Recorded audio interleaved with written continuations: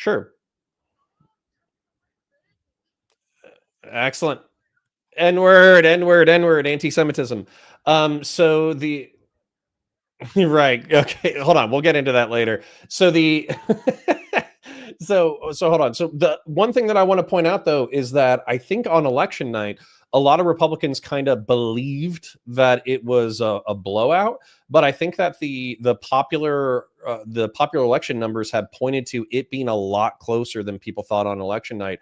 If I remember correct, the original numbers were like 67 million or something like that for Kamala, but they hadn't finished counting the West Coast states, and now it's closed to like 74 million for Kamala and 76 million for Trump. So I don't view this as like a massive repudiation of the Democrat Party, but I obviously side with the more centrist part of the Democrats who want to jettison the far left. Yeah. Right. Yep. No, I mean, my frustration is I still have people. I had a cousin who posted on Facebook. Can you let me just make sure that can you hear the Discord question mark? I had a cousin on Facebook who asked, like, oh, I'm straight up asking, where's the 15 million votes that disappeared? You know, how is this not proof of election fraud? And I basically, this was 3 days ago. And I was like, well, just letting you know, like they've counted all the electoral votes. They've closed it to 76 million. That's only missing 5 million people compared to 2020. And if you asked me, were there 5 million less people who would be enthusiastic about the election cycle this time around? And if you also asked me if 5 million people wouldn't show up because they weren't stuck at home because of COVID, I think those numbers are about right.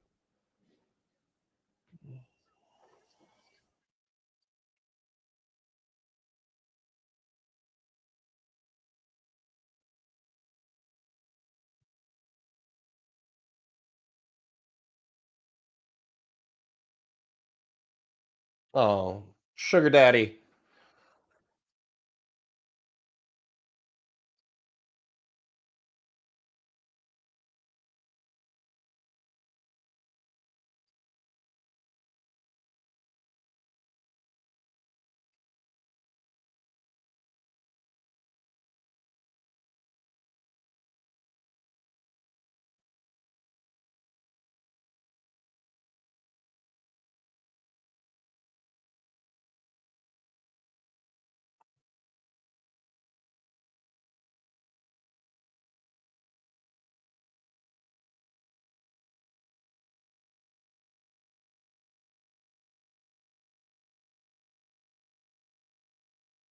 You Dev on the right trying to cancel your channel, and then the same freaks on the left there trying to cancel your channel, where they're just noise. Do we think that we're finally at a point where this is viable?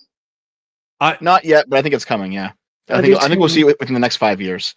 I agree. And it's not just in the United States, right? Because I don't know if you guys know who Kraut is, but I've been talking to Kraut a whole bunch. Yeah. And his whole thing is he's like, listen, we need to rebuild a liberal YouTube after the tankies have like run through it, and after the alt-right back in the day ran through it, and there has to be some sort of positive liberal message out there.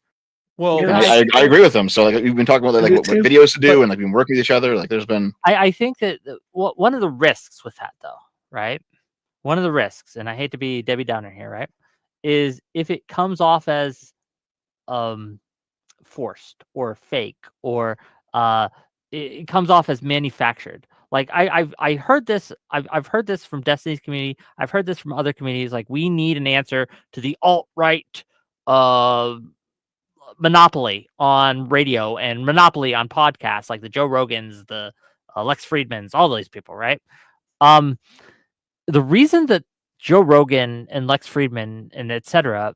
are so successful is because they're viewed, again, rightly or wrongly, as genuine. This is their real thoughts, their real talking points, their real issues. So they didn't.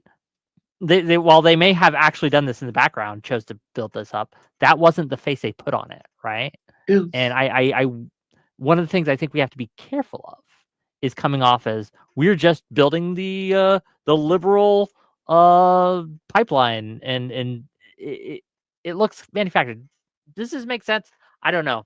Right? It does make sense, but at the same time, I think that part of the not to. I'm not criticizing PV with this at all, but a lot of these criticisms came at us while we were advocating for a Democratic candidate. But I think that's because, Wick, I've heard you disagree with the progressive left.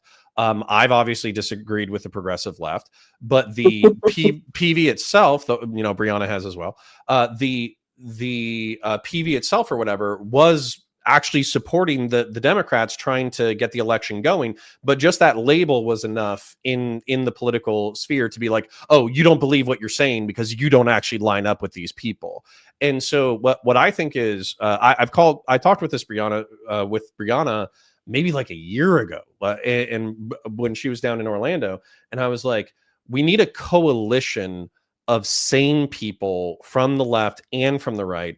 And what I would basically do if I was appointed dictator of the centrists for a day is I would build a coalition of like liberals, libertarians, moderate rightoids, all that kind of stuff. But then what we would do, because obviously breaking that binary is going to be so hard, you would just lean in the direction that was most catering to the center. So in my opinion, this election cycle, coalition Republicans and Democrats should have leaned a little bit left because the Democrat was making signals that they wanted to play to the center.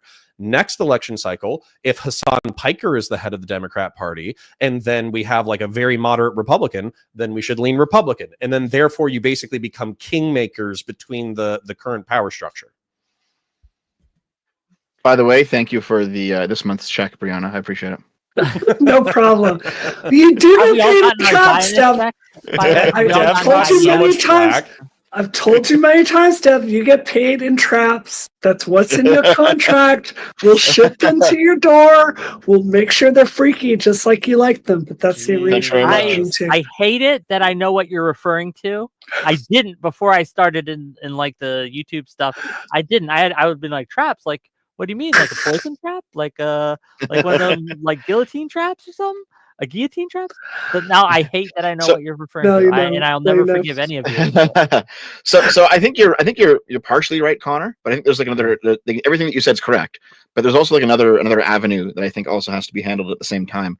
Is that the reason that populism is popular right now is because it's relatively easy to understand, but also historically populists who get into power have a very hard time, at least initially, getting what they want done because they have no idea how to actually run a government. Like they're completely inept. They only see it from the outside.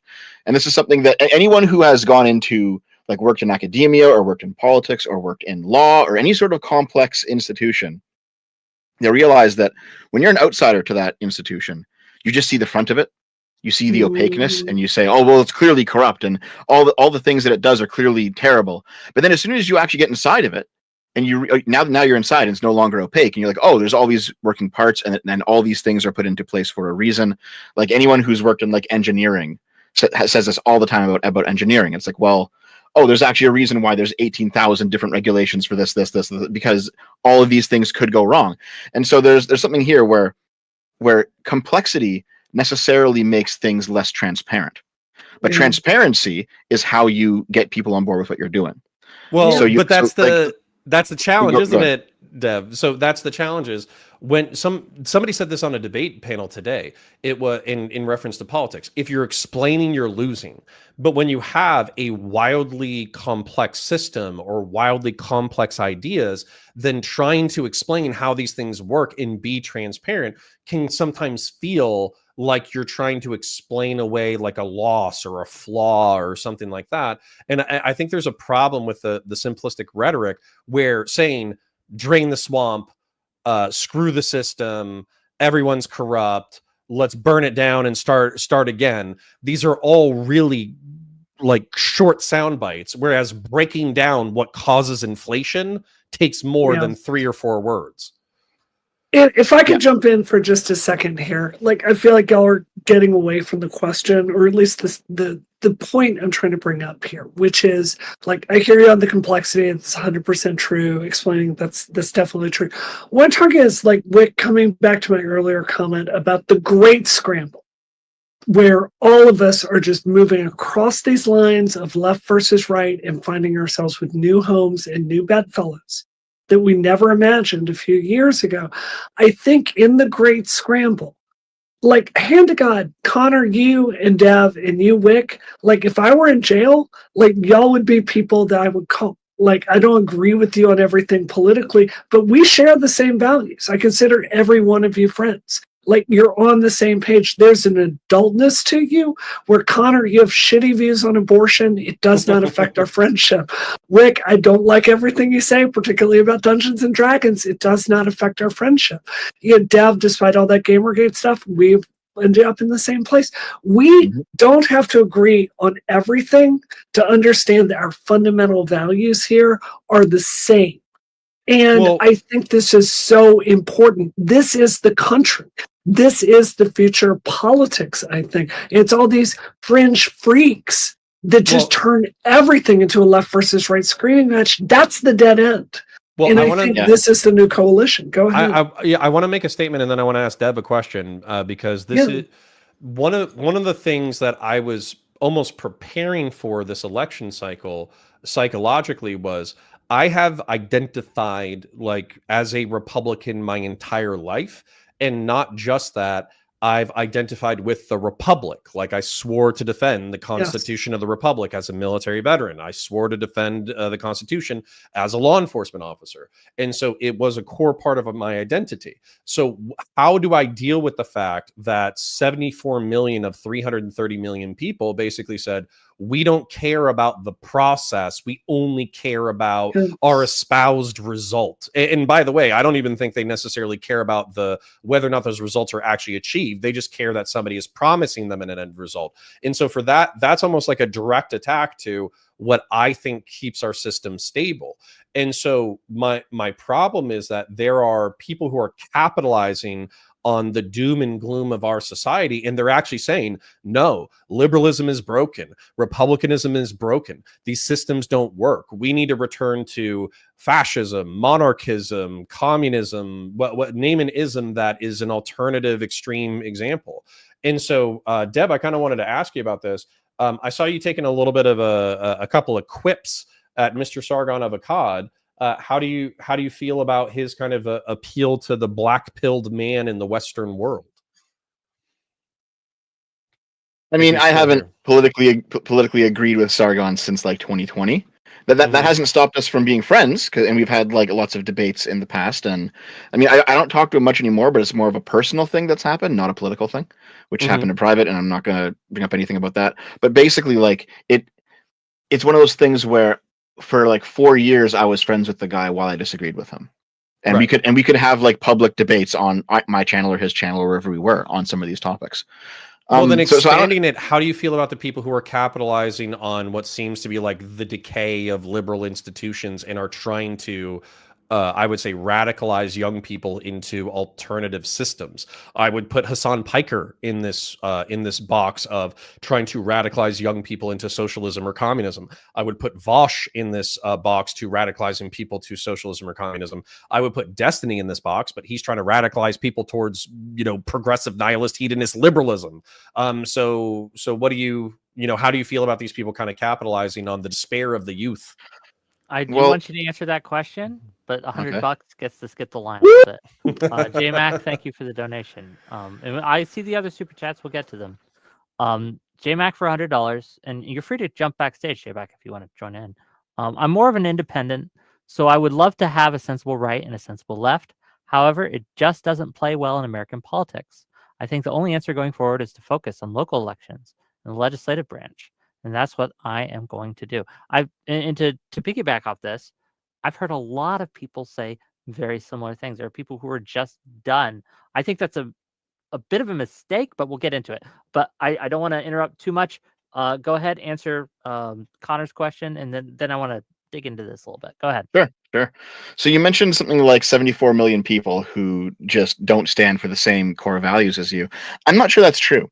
I think a lot of them just got suckered, frankly. I think a lot of them genuinely believe what they hear about how it's actually, all of the attempts to go after Trump are actually lawfare, and there actually is a deep state that wants to destroy him, and they actually are out to get you. And I think, I think there is a possible future where the scales fall from their eyes. You know what I mean? I don't think it's all just people who have fundamentally different values than you. And I think I wouldn't be quite so doomer about it. But I mean, we can look at the people who are who are putting the scales on their eyes and hold them accountable for that, right? So I guess wildly optimistic. How do you hold them accountable for that? Like, what does that mean? If anything, they're being rewarded for it financially. Maybe so, but this is why I mentioned the complexity issue earlier, because I think at least part of the solution is to not be afraid about talking at length about complex issues and explaining things that people don't understand, right? And some people are going to be turned off by that. Some people are going to say that, oh, you're just obfuscating or you're just trying to hide it, but some people won't, right? Like when I made that 4-hour video about how Trump tried to steal 2020, there was a lot of hate there, but there were definitely a bunch of comments that also said, listen, I was a Trump supporter till I watched this video. And really? Good job, Dov. So it's basically just going to be a long, hard slog of being honest and being direct and being explicit and actually understanding complex things and explaining them.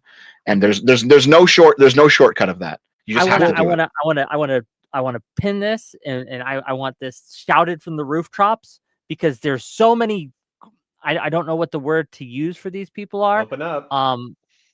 Grifters, I guess, who want to sell you the easy fix, the cure-all, one thing. I don't know if I call them grifters. I was about to say, I think there's a tactical. I think there's a tactical mistake here, and maybe I'm making one, and then I want to point out the one that I heard. So the tactical, or excuse me, this might be a mistake, but for me to say. But I agree with some of the things, the criticisms of the deep state, that it's an unaccountable, opaque system that runs the world, that nobody really elected America to be the world police. Nobody really chose to be involved in military interventionism the way that we have since World War II. But at the same time, what I think is going on is a lack of explaining why we're doing what we're doing. And there's a lot of like reflexive capitalization on people not caring about how international geopolitical security actually affects our day-to-day through macroeconomics. Yep. But that's because it is complex. Explaining the entire global economy as a function of the American security guarantee is a really complex conversation. And you also have to admit to your ills. I think one of the things that we do is we try to sweep for all the bad stuff that we've done as a country. And then as a result, when they're like, well, how do you account for the fact that we sold like weapons of mass destruction to Iraq during the Iran-Iraq war? And that makes you look like an evil hypocrite if you don't mention the fact that you allowed evil in order to protect the system. But the tactical error that I heard that I think that I think turns people off is when you accuse people of grifting. Basically, what you're saying is they are saying something that they don't believe purely for financial or clout gain. And the truth is that I've been in enough rooms with these people that they either believe what they're saying wholesale or they've deluded themselves into believing what they say. And so as a result, it can feel like dishonesty from the outside.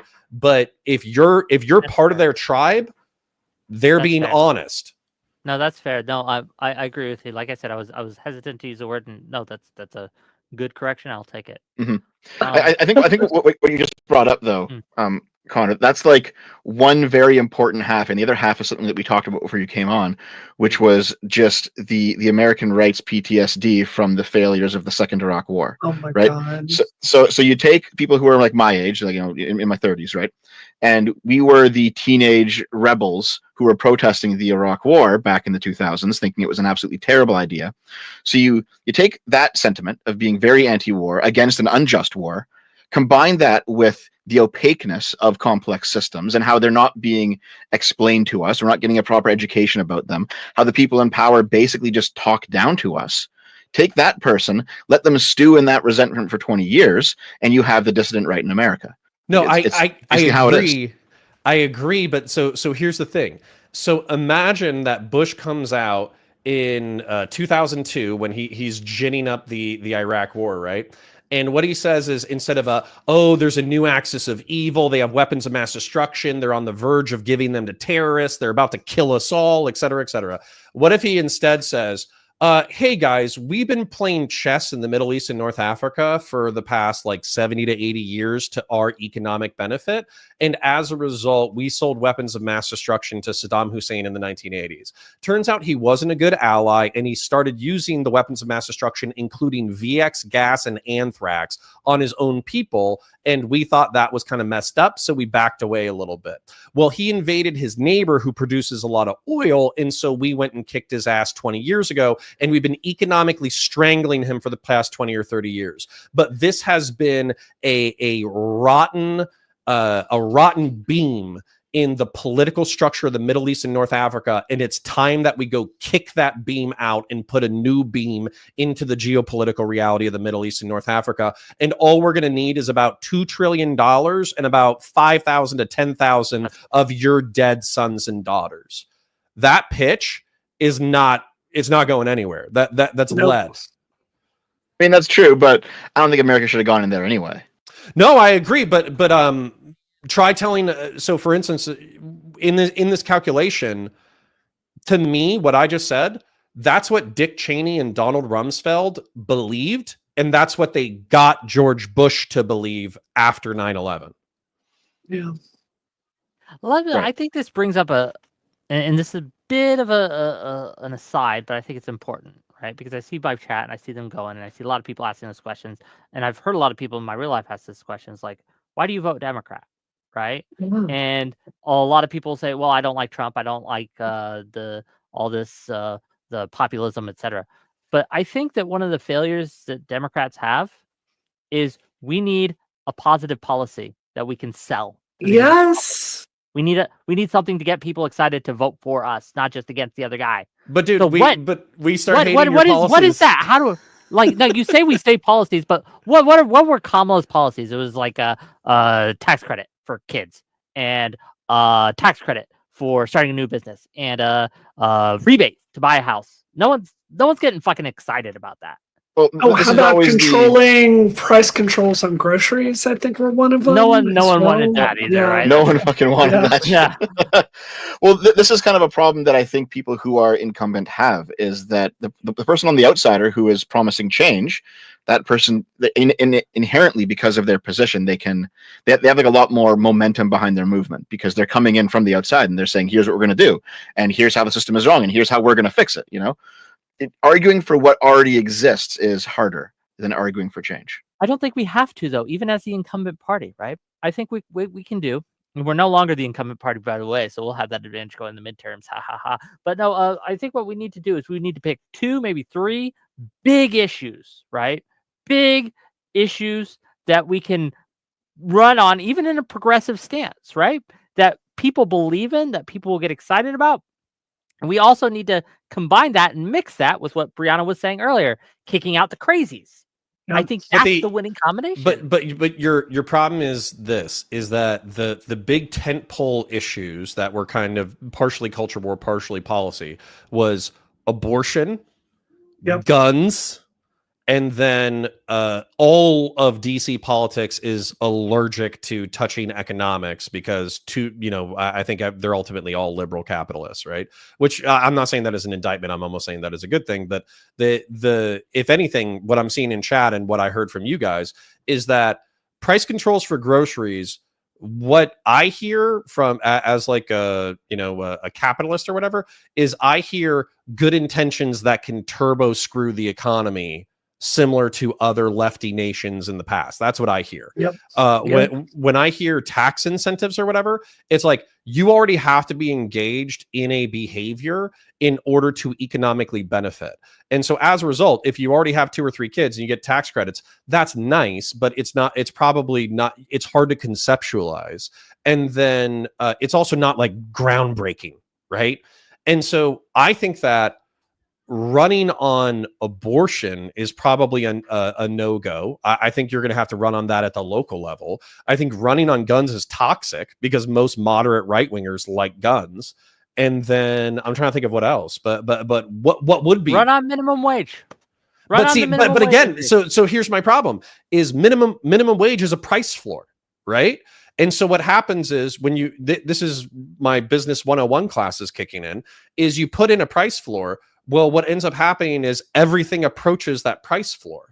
And so I think that the economy, this is my little schizo theory, I think the economy would be better off if you abolish the minimum wage, not going to be popular, but then brought back unions, meaning that the employees of each institution could negotiate their wage, working conditions, and benefits in concert with their supervisors in the business. But that's me.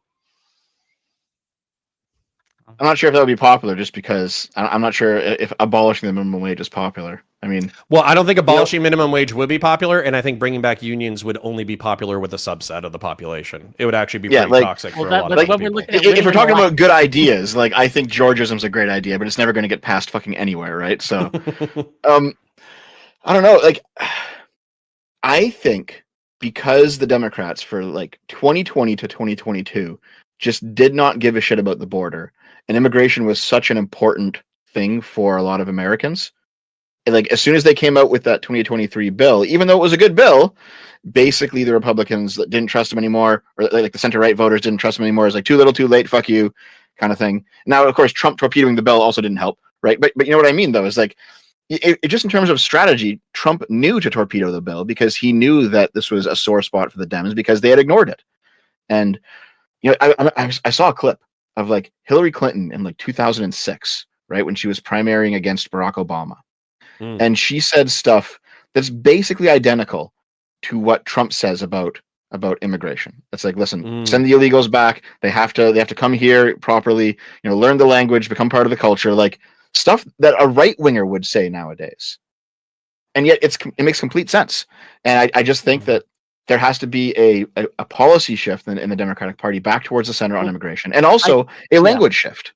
I think this ties into what Brianna was getting at earlier, though, because that has been impossible to do, because you have people who are in positions of influence and power in the Democratic Party and the Democratic like functioning institutions that make that a no-go, that make that just impossible to do. Well, one, I think Democrats are paying through the nose for it, and then two, this is kind of a tangent off of that, but at the same time, I just want Republicans to hold the Trump administration accountable for what their rhetoric is, because basically we've gotten, we're kicking everybody out, mass deportation, we're literally going to get rid of 6% of our population through mass deportation, this, that, the other, and then I'm literally seeing Trump and I'm seeing the current Speaker of the House, I forget his name, but they're both saying, they're like, yeah, we're going to do the mass deportation, but also we're going to go ahead and have the largest expansion in worker visas in the history of the United States. And it's like, really, like, okay, so we're basically we're shuffling them out the door,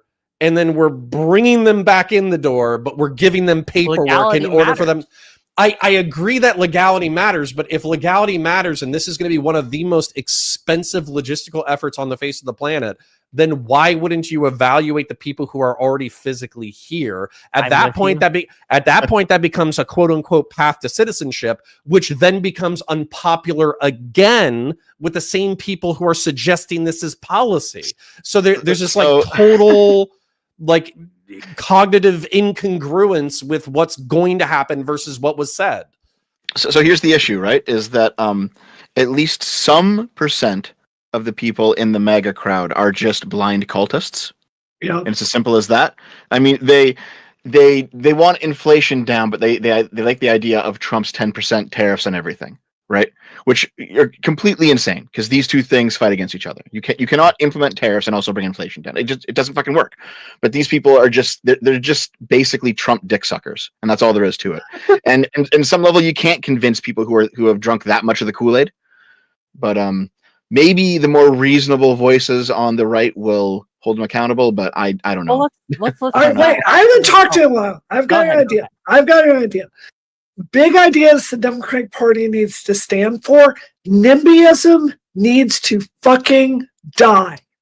I want the Democratic Party to become the cheerleaders for tearing down these shitty, small, old buildings and building awesome new shit all across the country. NIMBYism is just fucking gone.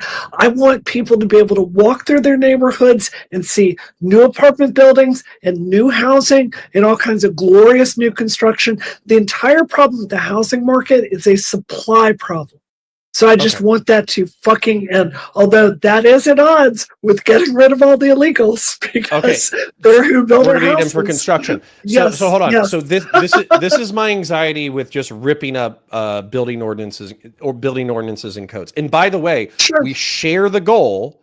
The question is the execution. Okay. Sure. And so I want walkable, mixed use, convenient cities to be built up, right? But what I hear when I hear YIMBYs, yes, in my backyard, people who effectively want to rip up all the building codes so people can build whatever they want. Zoning laws are dead the devil. But so here's the thing. This is what I think is going to happen is we're going to trade one dystopia for another. What's going to happen is, particularly in cities such as Orlando, where I currently live, they're going to destroy all of the single family homes.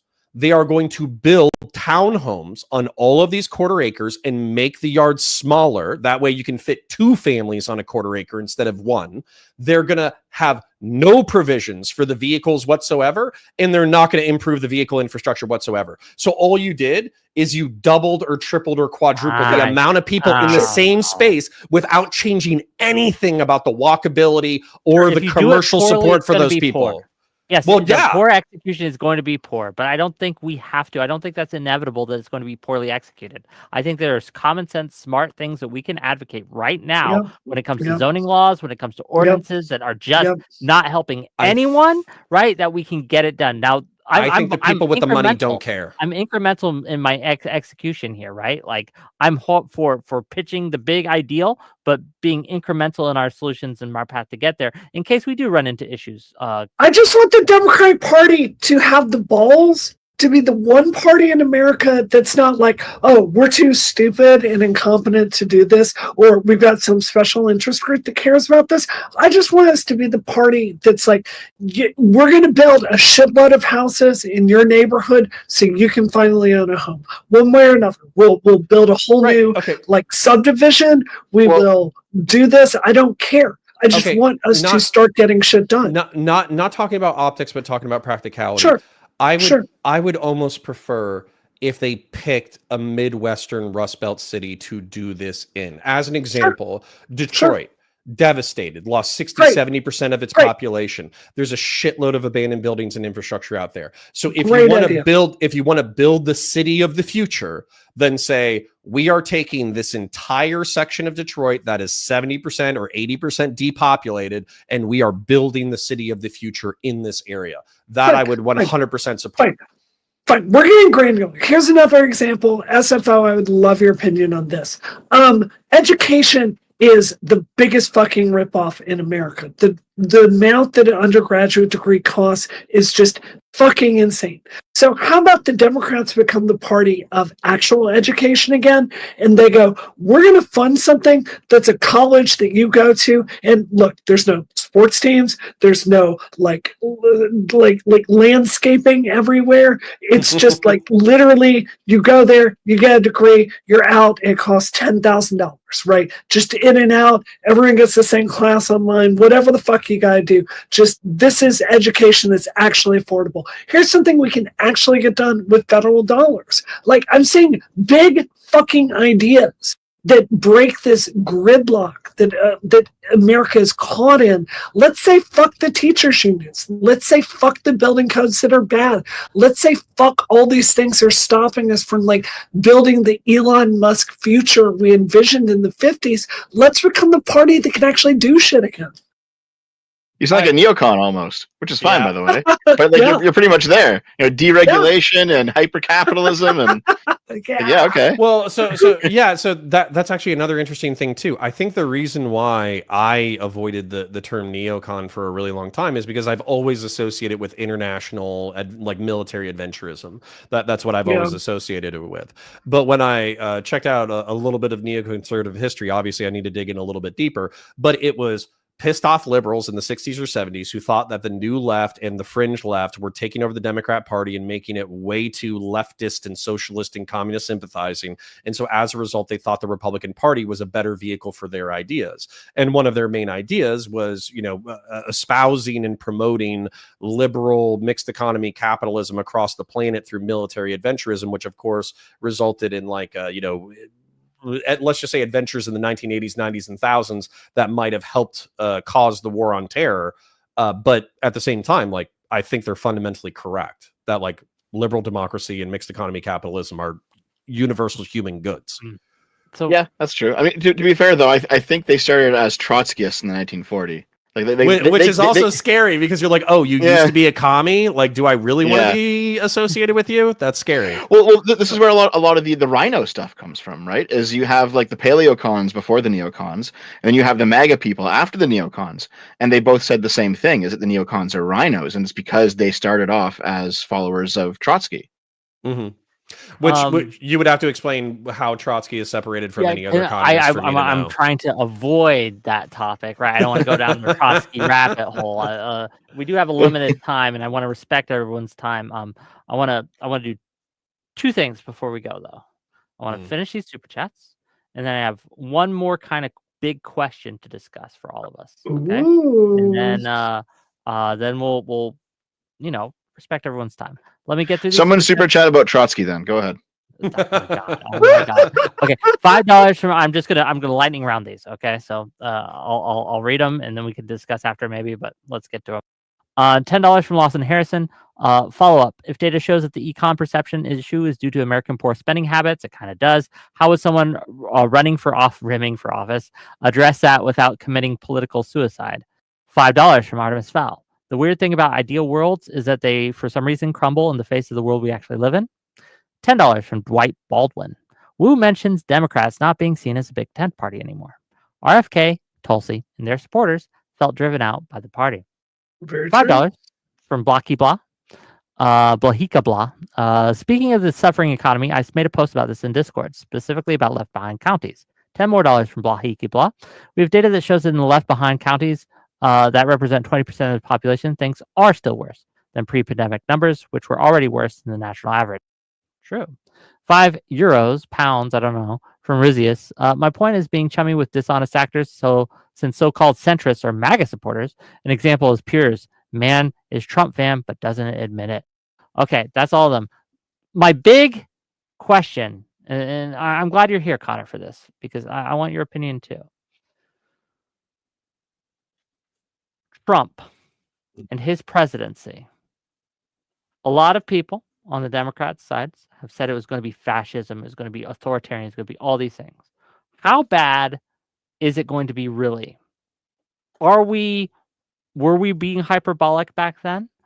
I seem to see signs, such as with the senators rejecting Gaetz, for example, that they are willing to say no. Right? Republicans are willing to say no to Trump. So what do we think? How much of an issue is Trump's presidency actually going to be? I want to start with you, Connor, and I want to end with Dev. Go ahead.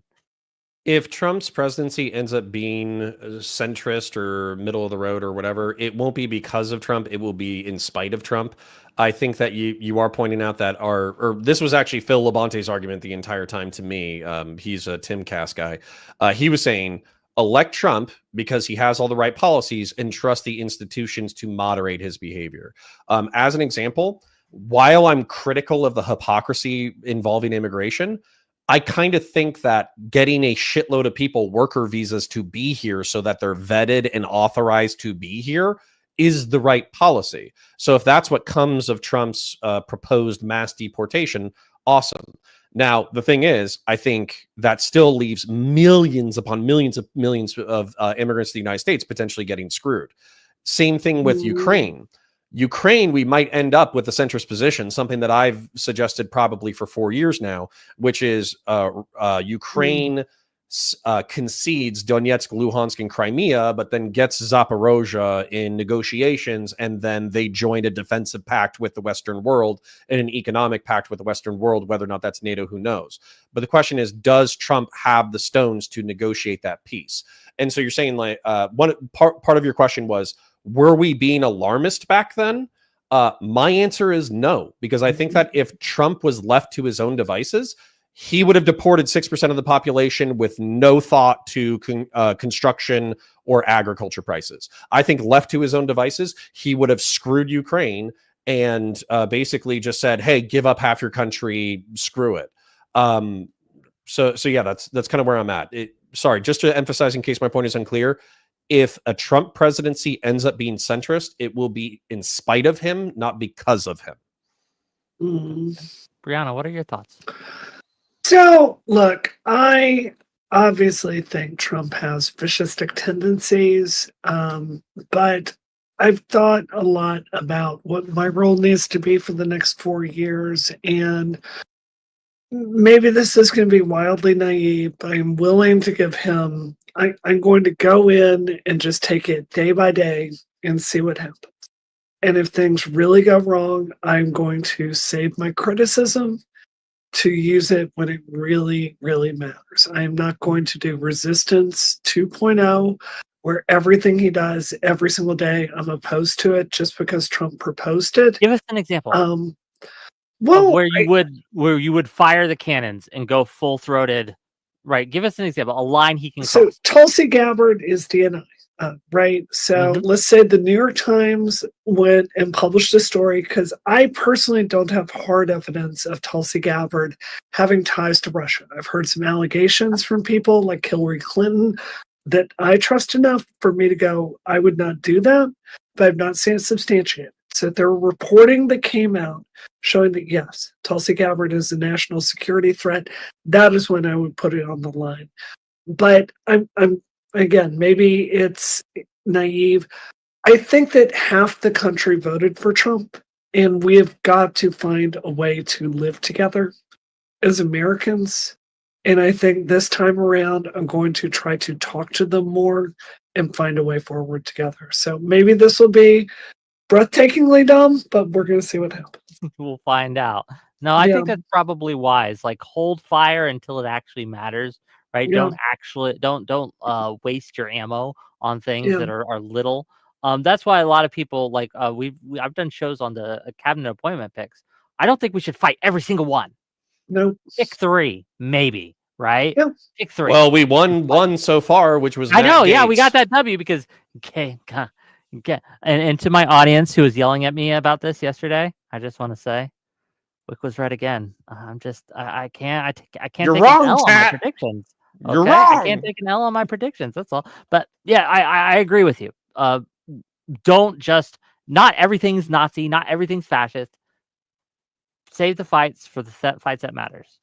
I want to hear Dev's opinion though on this. What do you think? Yeah, I don't think that Trump's a fascist. I don't buy that. We could fight on that.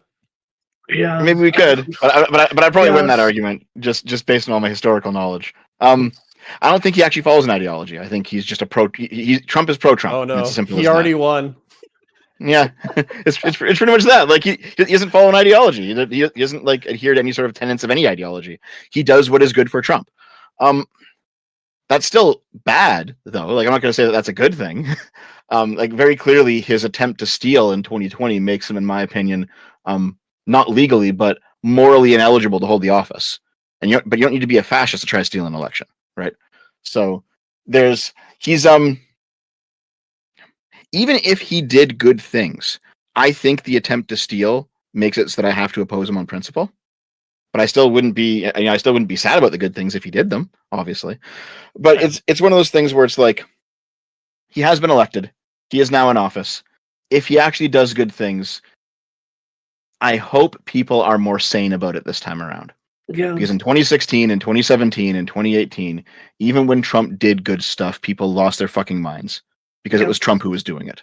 Yeah. And that is part of the reason why he became so popular, because he turned into this underdog despite being the president, you know.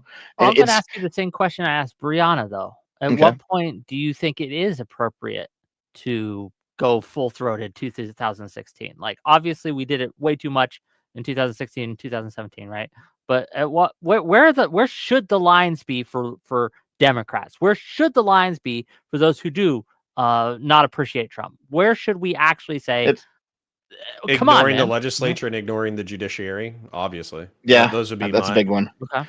If he decides to try and like change the Constitution to get a third term in, or get a third term in without changing the Constitution, that'd be even worse, right? Like there are very obvious things you can point out. I'm not sure exactly where the line is, but I think when something happened, I think we'd all know it. It's like, no, this is too far. This is too much. Well, yeah, but before we lose it, if you don't mind, Wick, I just wanted to make an argument and then defeat myself simultaneously.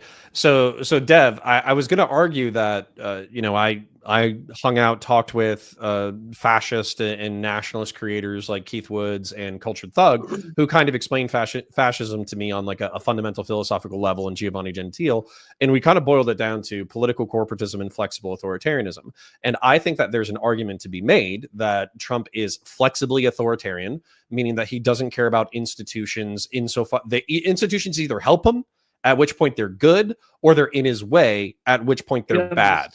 Right. Mm-hmm. And then when it comes to political corporatism, he's obviously somebody who, at least his rhetoric anyways, he advocates almost exclusively in the interest of the American nationalist identity. That's the only lens. That's the tribe that he is subscribed to. He loves that tribe loves him. Right. So I think that's sufficient to make a fascist argument. However, you kind of blew me out of the water in the first 5 seconds, because then you said, I don't think Trump is coherent enough to have this as an ideology that he actually like stamped into his brain and follows. Trump is just doing what Trump does, right? And so that's actually something that I believe as well, is like, I don't think he read Gentile. I don't think he read Hitler or read Mussolini and he was like, oh, this is good. I think he just does it.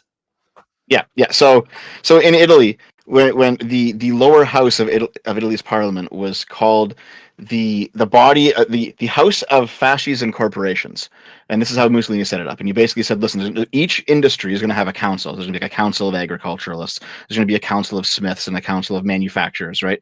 And it's going to basically be the system where the government, there's going to be a nationalized labor union that everyone has to be a part of. There's going to be representatives of private property on this council, and the government will use the council structure to dictate the production for the interests council of the nation. OnlyFans girls, okay. We need the OnlyFans council. There can be fascist trans girls. But like when you look at what the historical fascists did and what they wrote about doing, none of that seems to be anything that Trump is doing. And it's probably because Trump just doesn't know or doesn't care, because Trump's policy just seems to be pro-Trump. What makes Trump look good? That's why he's selling golden sneakers. That's why he sells NFTs and like nonsense like this, right? So no, I don't think he's coherent enough to have an ideology that he follows. Yeah. And sorry, I'm going to back you up, even though you're annihilating my argument before it even happened. So what I think that, at least the way that it was described to me and the way that I've described it to other people, is that the reason why you would build those technocratic bureaus to advocate for policy in each one of these realms is because you would basically be building a organ of the state, like a vital organ that advocates for the health of that individual organ. And then the state kind of comes down and then harmonizes all of these different political bodies in order to operate at the most like efficient level for the state interest. But that's kind of where, again, blowing my point out of the water, I don't think Trump would ever think to have organs of the state created in order to advocate for the health of the United States of America. I think it's just like, if you like Trump, you're part of the tribe. And then if you don't like Trump, you're not part of the tribe. Screw you. It is that's pretty much where it is. That is pretty much where it is with Trump, I think. Yeah. That is like 90% correct. There's a few tiny things in there, but like I'm sure you've heard. We've all probably heard about like Hitler and the weird like occult stuff that was happening in the Nazi Party. A lot of that came about because the earliest studies in terms of how brains work, and they're mostly correct, is you see like we have neurons that are firing and you have pathways in your brains, and then human consciousness emerges as a result of these connecting neurons, right? It's an emergent property of having all the various parts of your brain lined up just so. The earliest fascists believed that the state worked the same way, that the government was a deity-like entity that once all pieces of society fell into position, it would work like neurons in a brain and then generate this super consciousness. Mm-hmm. And so that was kind of the spirituality of the fascist state. And there's no fucking way Trump knows or understands or cares about any of this shit. True. He's what was the accidental Buddha of fascism? Okay, he doesn't know what's going on. No, he's like the drunken boxer. Yeah, he's better at it. There. No, there are. No, hold on. There are. This is very similar to communism, communists and socialists. There is some 200 IQ committed, like a fascist philosopher in a basement somewhere who cannot get anybody to listen to any of his genius ideas. And then there's Trump, who doesn't believe or know any of these things, and he's just like drunk boxing into the perfect position. It's actually remarkable. Well, that is literally Sam Francis, right? Because he died in 2005, but he was this extremely high IQ, very well read, PhD in history, white supremacist, right? And he was probably the most intellectual person on the very far right white supremacist movement. And he was like writing all this political theory, and when you read it, it's like it's insane shit, but he clearly knows his stuff. This is not like some redneck who's driving around in a rusted out pickup truck thinking like just hating black people, right? Like this is a very educated person, and they're probably the most dangerous people in the extremes of any movement, is the people who they really do have these disgusting beliefs, but they're also hyper intelligent and they can really defend them, and they really do have some. It's hard to swallow, but they have some okay arguments in there too, And you have to you can't. This is one thing. This is why I think a big reason why I think the left has lost culturally, just in general, is they did in fact view all white supremacists or all right wingers or all whatever as fascists. They're like Hitler, but they're also like these rednecks who are completely uneducated, like 90 IQ, don't know how to do anything. But no, the actual danger is like the very educated, well-spoken, intelligent anti-Semite, intelligent fascist who actually does have a coherent series of beliefs and is willing to back them up. Those people are actually very dangerous. No, the average SFO viewer, basically. Exactly. And speaking of all that, right, I do have to go. I do have to end the show, but I want to thank you all, and especially you, Connor, for jumping in last minute, right? But thank everyone for coming here. Thanks, everyone, for being here. Gang, we got some great shows coming up for you next week. Next week, we're going to have, on Monday, Tracing Wood Grains to show you what a real centrist is. I'm not a centrist. They are a centrist, okay? We're going to talk to him. We're going to have a great discussion. I'm going to try to pick his brain and kind of figure out what he thinks and why he thinks it and how to better reach people like him. I think it's an important discussion, right? How we can help him feel included in the Democratic Party is going to be very important moving forward. I want to give each of these individuals an outro, tell them where you can find them, their doll cast and other stuff they got going on. And then, we're going to just end the show. We're going to start with Connor. We're going to end with Dev. Connor, what you got? Sure. My name's Connor. I obviously run Counter Fire, which I'm live on right now. So if Wick does wrap up and you want to hang out with some more folks or whatever, Brianna, right into you. Are you on Twitch or YouTube or what? Both. Okay, so it's still under Counterpoints on Twitch, but basically Counterfire is where Brianna and I we try to do a weekly live stream where we hang out, talk shop, talk politics, talk drama, all that kind of stuff. So if you want to come hang out with us, please do so. Also, I'm trying to post like 3 to 5 political or drama commentary videos a week. This week was kind of tough, but anyways, if you're into Warhammer or science fiction or science fantasy, I do have a Warhammer channel that's doing pretty good. I'm about to break 91,000 subscribers. And you got to give me permissions to raid into Counterfire, just FYI, but go ahead. Okay, on YouTube or you still haven't done that, Connor? I don't know. I'm a monkey. I'm a Marine. I don't know how to do it. So anyways, sorry for interrupting, but go ahead. I'm just trying to do it now. Low IQ. Low IQ Republican. So so basically, if you're into science fiction or science fantasy, then go ahead and check out Counterpoints 40K, and I'll show you grisly violence and explain all the lore. No, thanks for being here. And if we can figure it out, we'll just if he can figure out how to let me, we'll raid into him. Brianna, what do you got going on? Tell people. I got some closing statements. Wick, I don't like your new facial hair. I don't like it. It's a big downgrade. Okay, $500. I'll do it again. It was iconic. It was very manly, and I don't Very like this at wizardly. all. So you need to make better choices. That's my statement about you. Come watch Counterfire with Connor and I, but please tune in and watch Dollcast if you want to see sane trans women, like moderate trans women that are interesting. Like Dev, back me up here. Taff is objectively one of the coolest women you know, right? I mean, Taff is amazing, right? Yeah, I agree with that. Yeah. Yeah. So. Yeah. Come see Dollcast. She's also a It's fascist, though. amazing. You have to She is a fascist. That's true. We've not talked about her lack of faith in democracy, which brings me to my point for you, Dev. You're so hard to get a hold of. What are you doing 2 weeks from now? We've got a Trump surrogate, a literal Trump surrogate. Yes. What do you mean hard to get a hold of? You're the one who doesn't reply to DMs. Yeah. No, I've been asking you forever. When do you want to come on? Hold on. Do you want? Just wait. Hold on. I'm checking the DMs right now. I want to see when you last replied. Okay. Give me a second, because I will also. I know keep scrolling up during the election, things were. It got crazy. Can you come on the 7th? Can you come on the 7th? On the 7th. 8th. Wait. 8th. Yeah. I'll have to look at it. I might have something else going on then. I'll have to look after. All right. Here, I'll message you. I'll message you on Twitter just so I know to look at it, and you know to look at it too. I will. All right. So that's my closing statement. Got to check it out, and on the 8th or the 9th or the 7th. I don't know when, but sometime you're gonna have the Dev versus the Dollcast, and so that's right. Check it out. It's gonna be a versus.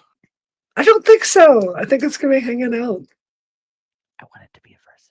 I want it to. Okay, it's gonna be a versus. It's gonna be thank you. Check her out. Check out. Thank you for coming on, Brianna. I know you got a busy schedule. You're getting on the big shows now, like Piers Morgan. Y'all don't even know the big thing that happened that I can't talk about next. But I'm about to leave this planet, y'all. So, but I'm just saying, I appreciate you still being willing to come on my itty bitty channel. So I think. Oh, of course. Thank you, Rick. You're my buddy. Oh, thank you, Dev. Take us home. Well, the channel is called Short Fighter Otaku. I'll probably be changing the name of it. I've wanted to change the name for years. It's just a holdover from my 2009 anime days. It's probably time. I'm not really that, I still like anime, but I'm not really that person anymore. I'm not making anime videos anymore, I'll probably change it to something. But I mean, I don't do much streaming. I'm currently in a kind of transitory situation regarding my home living life. Once I get settled down into a new place again, I already had to do that a couple months ago, I'll probably start streaming more. But for now, I'm still in video essayist hell, which, to be honest, is actually a great place to be in because I have a lot of fun making them. I am making longer and longer videos, and I'm doing some political stuff and some not political stuff, or like semi-political stuff. So I had that just real quick. I'll give you a quick TLDR of what I'm making, what's coming up in the next, I don't know, month or two. I had the video about why I believed Kamala Harris would be a bad president. And that video, I'm now just basically retooling that into why she lost. So, I mean, it was supposed to come out before, it didn't come out before. I was making that trilogy about Trump, why I think Trump's a bad president. And the first part came out. It was how Trump tried to steal the 2020 election. That was like about 4 hours long. The next two parts are going to be about what actually happened in 2020. How Biden didn't try to steal it. And then also the January 6th riot. And then I'll probably because that's going to be something like 15 hours of fucking content. I'll probably make like a 20-minute video just like going over all of it and putting it all together into like one nice little package. But the deep dives will be there.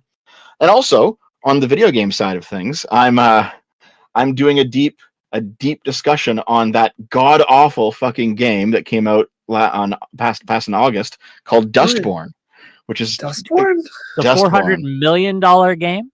The $400 million game that was hyper woke.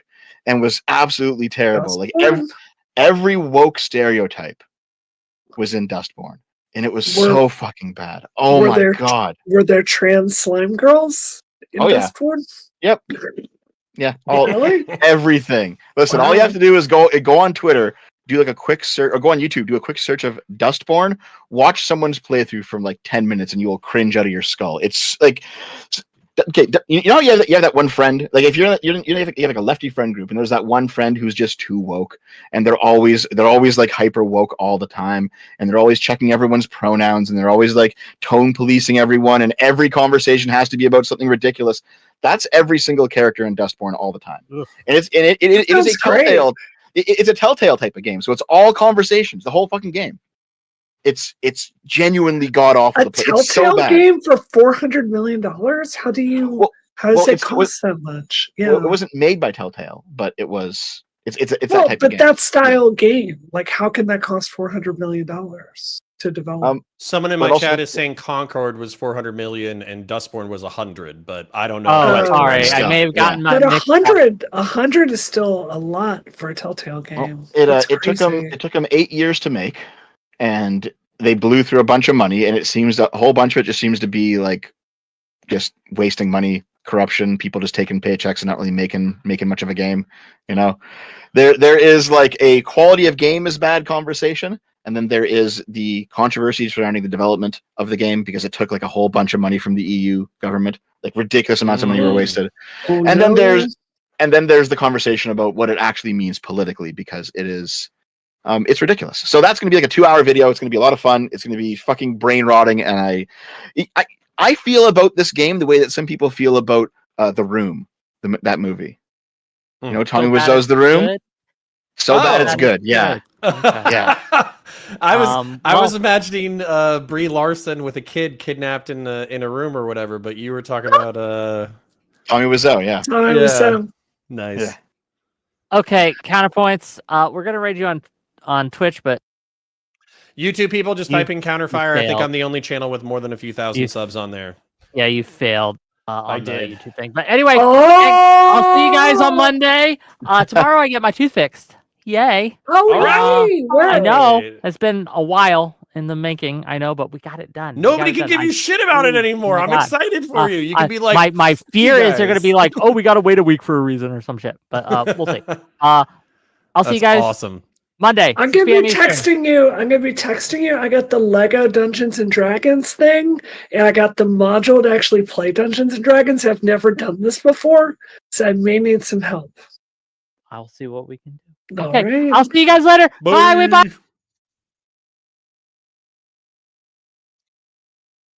All right, I'm gonna send you guys an invite, or send Brianna an invite.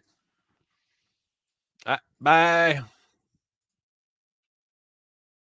All right, ladies and germs, sorry for taking a while in order to get going. Just need to send Brianna. Brianna was already on that show, and Dev was there, so I'm sure that she wanted to hang out with Dev because Dev's a cool cat. He's not always available. I half wouldn't be surprised if he came over if Brianna wanted him to. But we're supposed to talk about Brianna. Woo, link sent. We need to catch up with all the topics that we are. Excuse me, that we have in our title.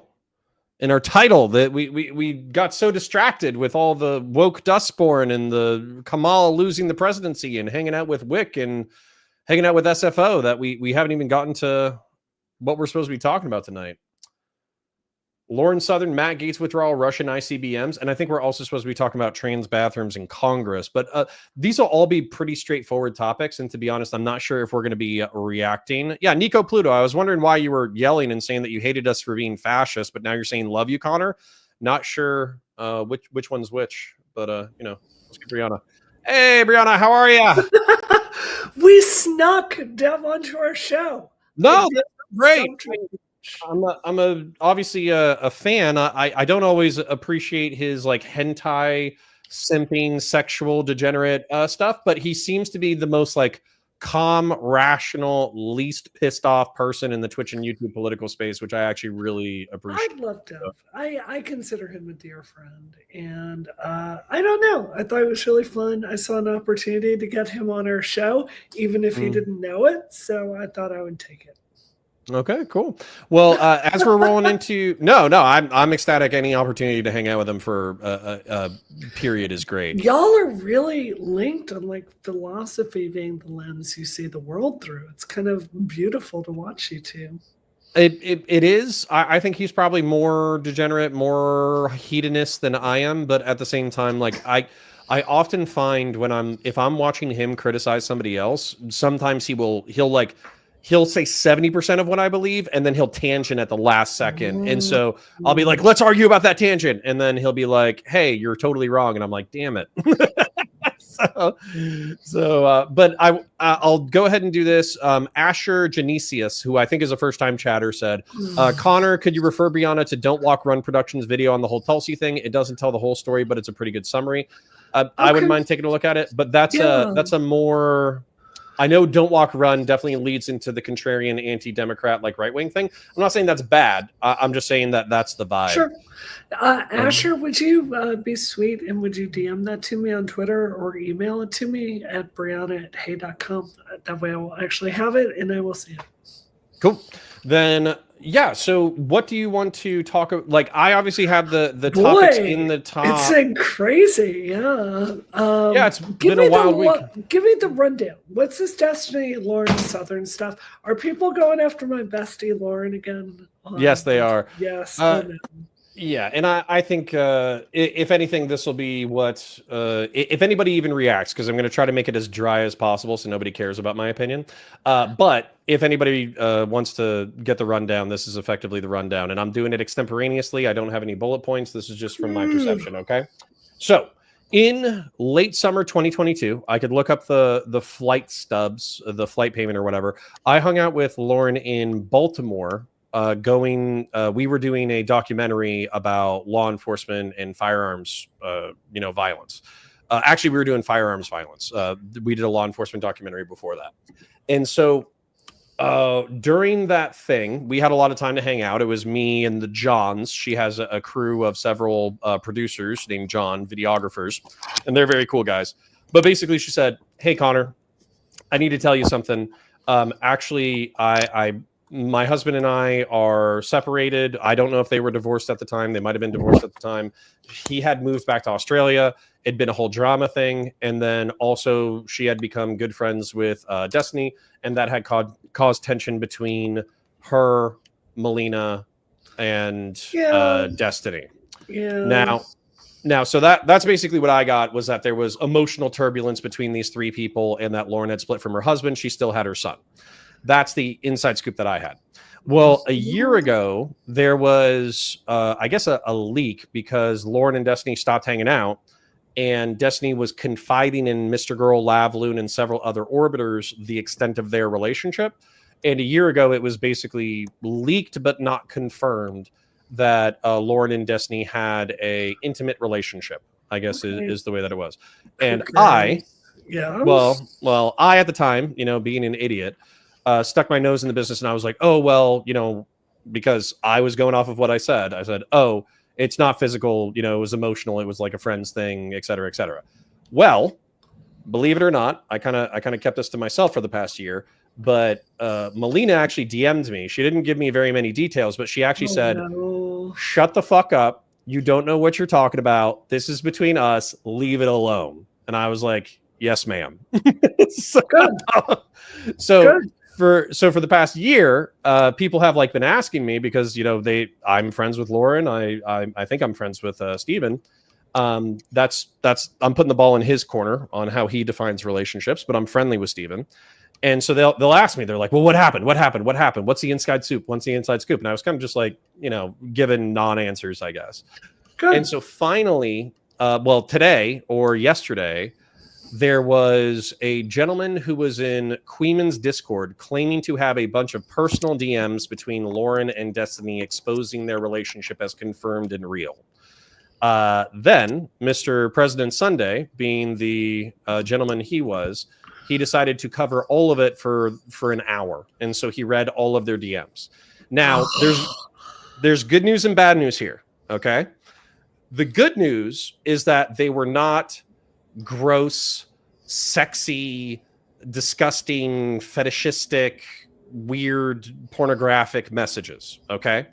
If anything, what was revealed in the messages that I saw that were exposed. Oh, should I send SFO an invite? I'm just about to. If he wants to come hang out, sure. All right.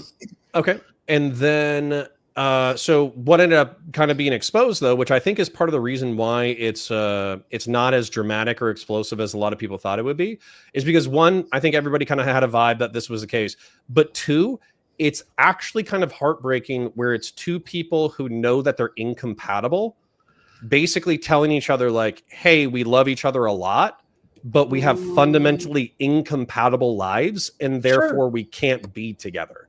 So it's not like, oh, hey, look at all this crazy sexy stuff, or oh, hey, let's look at this like relationship imploding. It's actually two people who look like they care about each other a lot, effectively understanding that their relationship is incompatible. Yeah. So that's it. That's the drama. So I just I don't know. Like I know things about. Sorry. Somebody says talk about the butt plug. I won't talk about the butt plug. Okay. No. That was not in the Lauren messages. That was a different message to my knowledge. Look, Lauren has had a tough year. Lauren has had a tough year. She's had a tough decade. Can't people just leave her alone? I don't get this. I don't understand. I'll tell you why. Yeah, go ahead. Well, no, I wasn't going to interrupt that, but I'll tell you why. Yeah. It's because she was such a lightning rod figure for the dissident right wing in like 2016 through 2020 that there is. They kind of do there's no bad tactics, only bad targets or whatever. That people wake up and they hear or see Lauren Southern and they basically say she is ontologically evil and there is no limit to the amount of bad things that I can do to her and not have it be excused. She was a child. She was a child during every bit of that. And it's just, don't even get me started. And look, if she wants to fuck around with Destiny, look, Destiny has a shitload of charisma. I'm married, but in real life, he just has a magnetism about him. And it's just their business. Like, just leave him the fuck alone. It's crazy. I don't get it. Well, so I think it's the ontologically evil meme. So there's no wrong with which you can attack Lauren Southern or Destiny. And then also, so that's really it. Is she did a bunch of what lefties and progressives and liberals will view as evil shit early in her career. Therefore, the fact that she has had a relationship with a blue-haired progressive gentleman is worthy of criticism. Now, to my knowledge, okay, this is to my knowledge. Obviously, I am not these people. I did not live their lives. Lauren was at minimum separated from her husband and at maximum divorced. So I don't know the timeline. I don't know the paperwork. I don't know this. I don't know that. But actually, if you go, President Sunday was criticizing some of Lauren's content, but I don't think he's watched any of her content from the past year or two, because within the past year or two, she has done a series of like conservative confessionals, I guess, where she talks about how her life, like, all the time that she spent with other conservative creators, where the veneer of conservative ideology versus the way the people lived their lives was totally different, and that kind of shocked her. And then also how she kind of fell out of that sphere. And then also how I think it was a separate video where it might be called The Whole Truth or something like that, where she talks about like how she perceived her family, how she perceived conservatism, how she grew up, how she became a media figure, how she got married, and then how all of that fell apart. And so Mr. Sunday was effectively criticizing Lauren as if those videos didn't exist, and as if she was the same girl who was going to Amber Rose slut walks in 2017 and calling anti-rape culture feminists cringe and lame.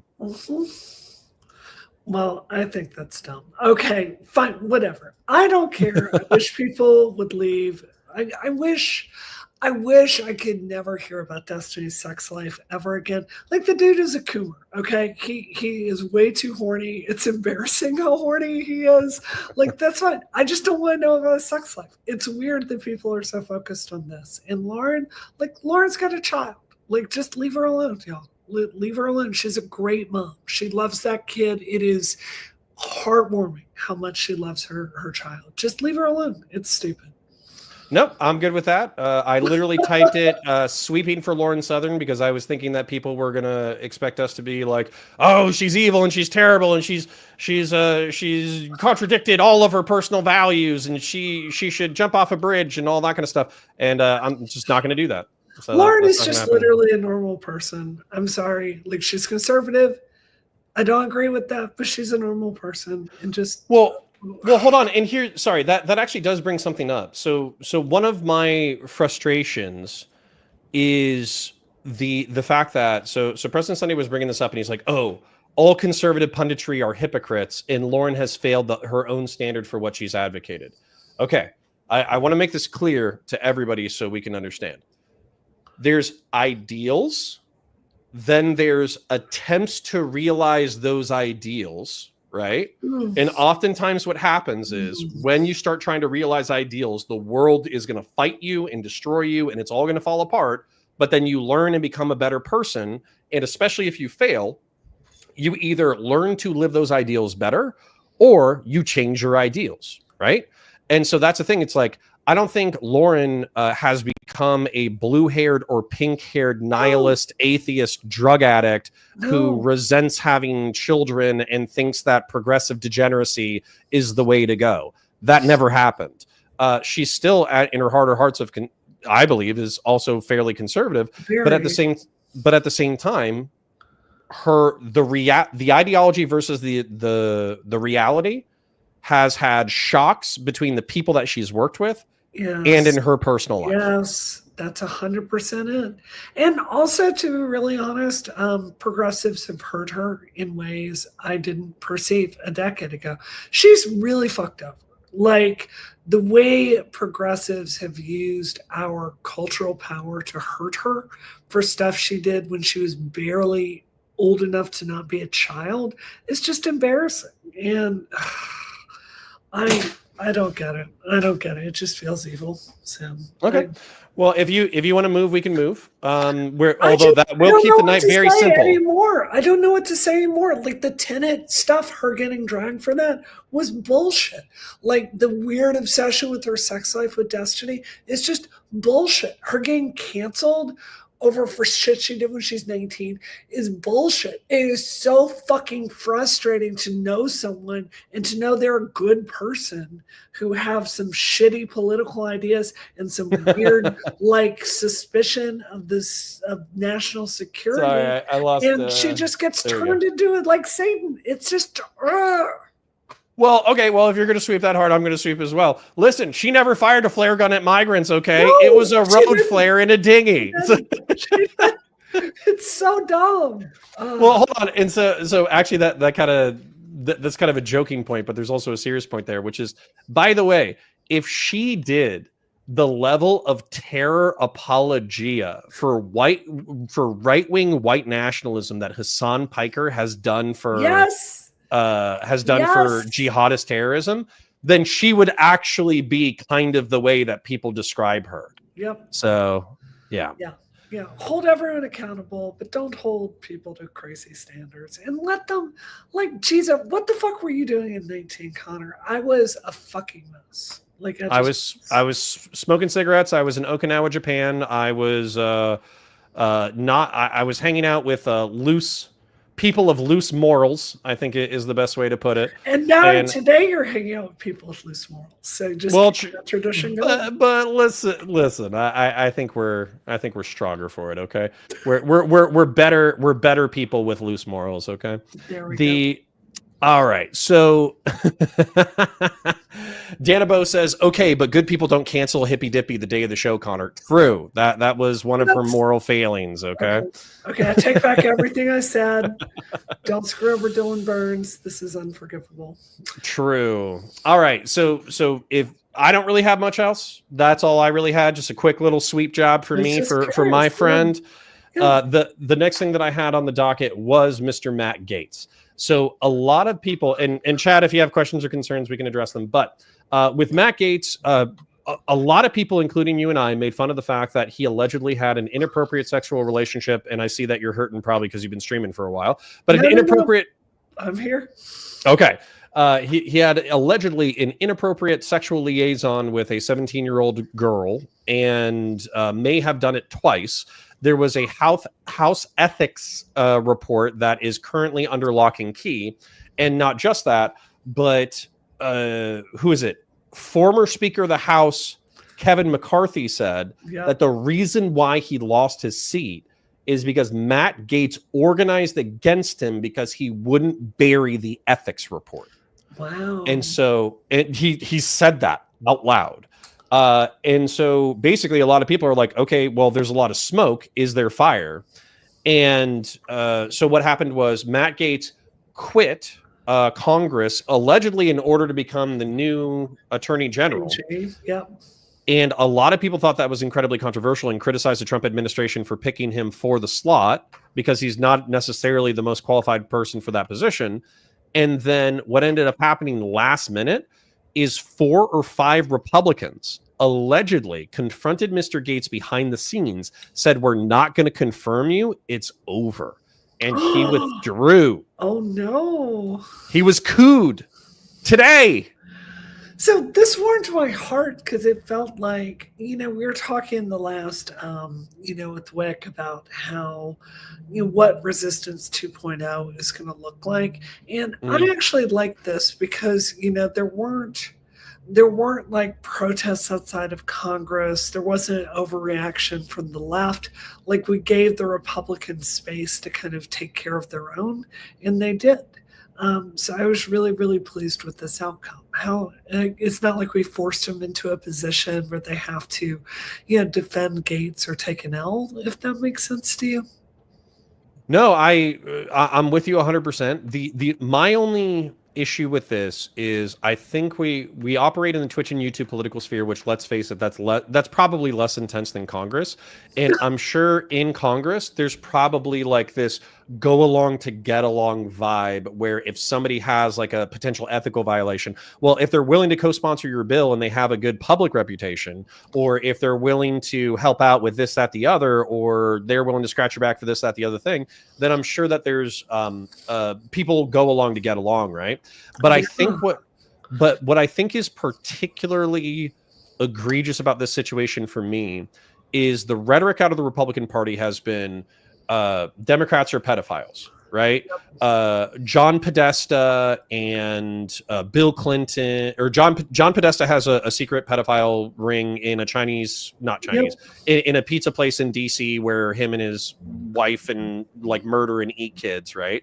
Then also Bill Clinton and several other high-profile Democrats have been associates with Jeffrey Epstein, ignoring the fact that Trump was an associate of Jeffrey Epstein. But still, Bill Clinton was probably having sex with underage prostitutes.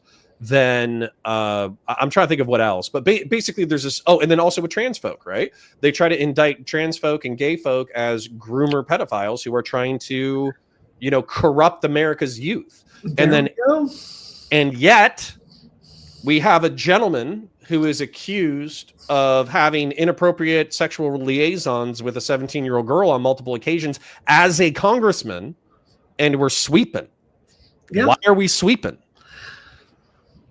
You got me, man. I don't get it. I really don't. I mean, trans women can't use the bathroom at the Capitol, but Matthew Gaetz, it seems insane to me. I don't understand it. I mean, other than the Republicans are really good at sticking with power and never turning against their own, which is probably a lesson Democrats could take. So there it is. Okay, well then you mentioned one of the things that's not on the title, but it was kind of on our docket, which is basically that there is drama in the House, I believe, over them trying to start a bill basically saying that they're calling it biological males and biological females have to use the bathroom of their sex assigned at birth.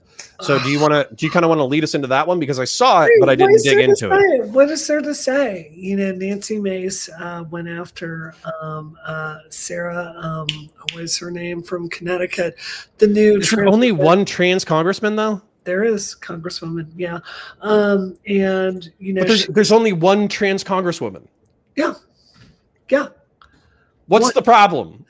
Well, go into the stalls, sit down, do your business, leave. Like, what's the... She's making a full-on jihad, and, it doesn't stop here. Like, she's looking at continuing bills to basically make it crime for federal employees to use the bathroom even after gender transition.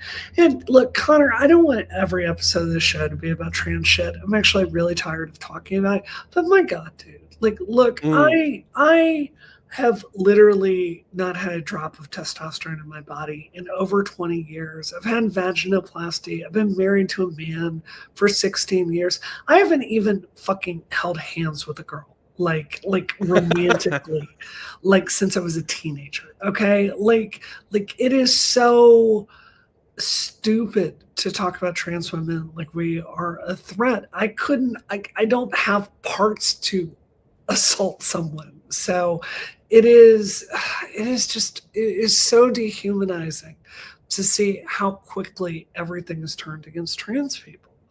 And, we talked about this on Wick's show, but I really feel so strongly it's this overreach of self-ID that conflates fetishistic cross-dressers with trans women like me that medically transitioned and this non-binary political project. Like, it's just the whole trans movement has gone off the rails so extremely. It doesn't surprise me that the Republicans are pushing back on it. We've been unable to police our own, and now we're here, and it is just incredibly depressing.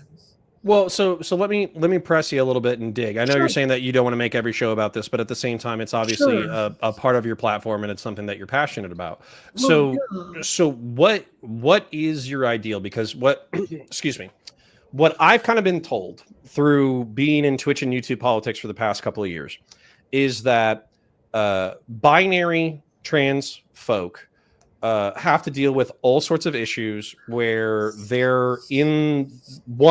figure out that they're trans, right? They have gender dysphoria, et cetera, et cetera. Then they have to kind of transition, oftentimes with hostility from their communities, their families, et cetera, et cetera. Yep. And then they have to pay a social consequence for that. Yep. They oftentimes pay an economic consequence for that. Yep. And then they transition, and then there's a whole other spectrum of issues that can happen on the other side, where you have, what people derogatorily call passoids, who are women who can they can wake up, get dressed, put on their clothes, put on their makeup, walk around society. Everyone looks at them. They see a woman. They treat them like a woman. They're socialized as women. They get promotions like women. Everything's fine. Then there's a whole bunch of people who are non-passoids, who basically they get treated like crap. They get the worst jobs. People leer at them. They talk smack to them. They look at, literally. I was at a park with a trans friend, and some guy was just staring, like 100%, just staring at my friend for like 10 minutes. And it's like, dude, like even if you see that somebody is trans, like there's other shit to look at. Excuse my French. Yeah. Look around the park. What's your problem, right? But anyways, so the point is, like, that's one category. What's your ideal for what those people would be able to achieve socially and legislatively? Those people, meaning trans women, binary trans folk, passoids, and non-passoids. Well, I think you can't really make public policy about someone passing or not. I mean, I'm not trying to be arrogant, but, particularly after this last round of FFS, if anything, like, I get hit on by guys all the time. I don't think anyone cares if I use the bathroom, genuinely. And I'm just going to do that. I'm going to go about my life the way I have for 20 years. But at the same time, it's like, this is the public policy that makes sense to me. We got into this mess, Connor, because when I transitioned 20 years ago, it was less than 0.1% of the population that was trans. Less than 0.1%. Today, it is 5% of young people that are identifying as trans, which is a 4,700% increase. This isn't just bigger social acceptance. This is a different population. Like, every single culture on earth has had weird boys like me that are obsessed with becoming girls and just don't want to be men. Like, we've existed through 3,000 years of history. It's tragic. It's heartbreaking. It's very hard for us. but we're just part of the human condition. What is going on today is this expanded project is taking fetishistic cross-dressers, and it's saying to them, you can claim to be trans and can live these fantasies out in your public life, and you'll get socially accepted now, which is exactly what they're doing. This non-binary public project, it is telling everyone with pedestrian gender nonconformity that they are trans. So we've got to get back to basics. And what makes sense to me from a public policy perspective is we move away from the self-ID bullshit and we move back to trans medicalism. When I transitioned, I had to go to a doctor. I heard 1,000 progressives like blood pressure spike on Twitch politics. It's true. Look, it's when I transitioned, I went to a therapist for 3 months. I had every single criteria in the DSM, 6 out of 6 for gender dysphoria, and I had since I was 3 years old.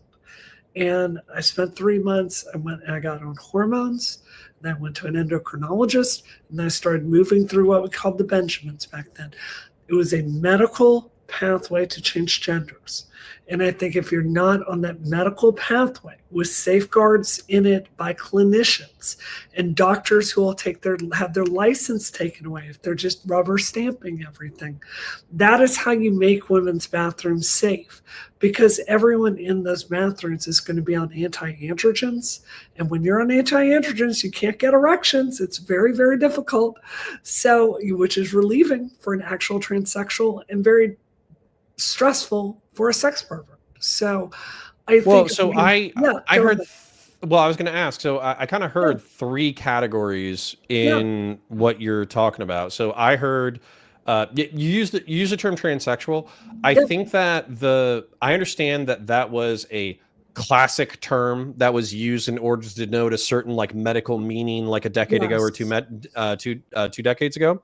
But the reason why I would be hesitant to use that is because I think that gender and sex, part of the confusion around this language is the conflation of the two. And so I think that like that's sex, if we're so I think that with sex, it's relatively easy, which is, not only is it chromosomes, but it's all, I think the most accurate term that I've heard somebody use is in reference to gametes. Like you either have the large gametes or the small gametes, right? Sure. Which is either ovary or testes, right?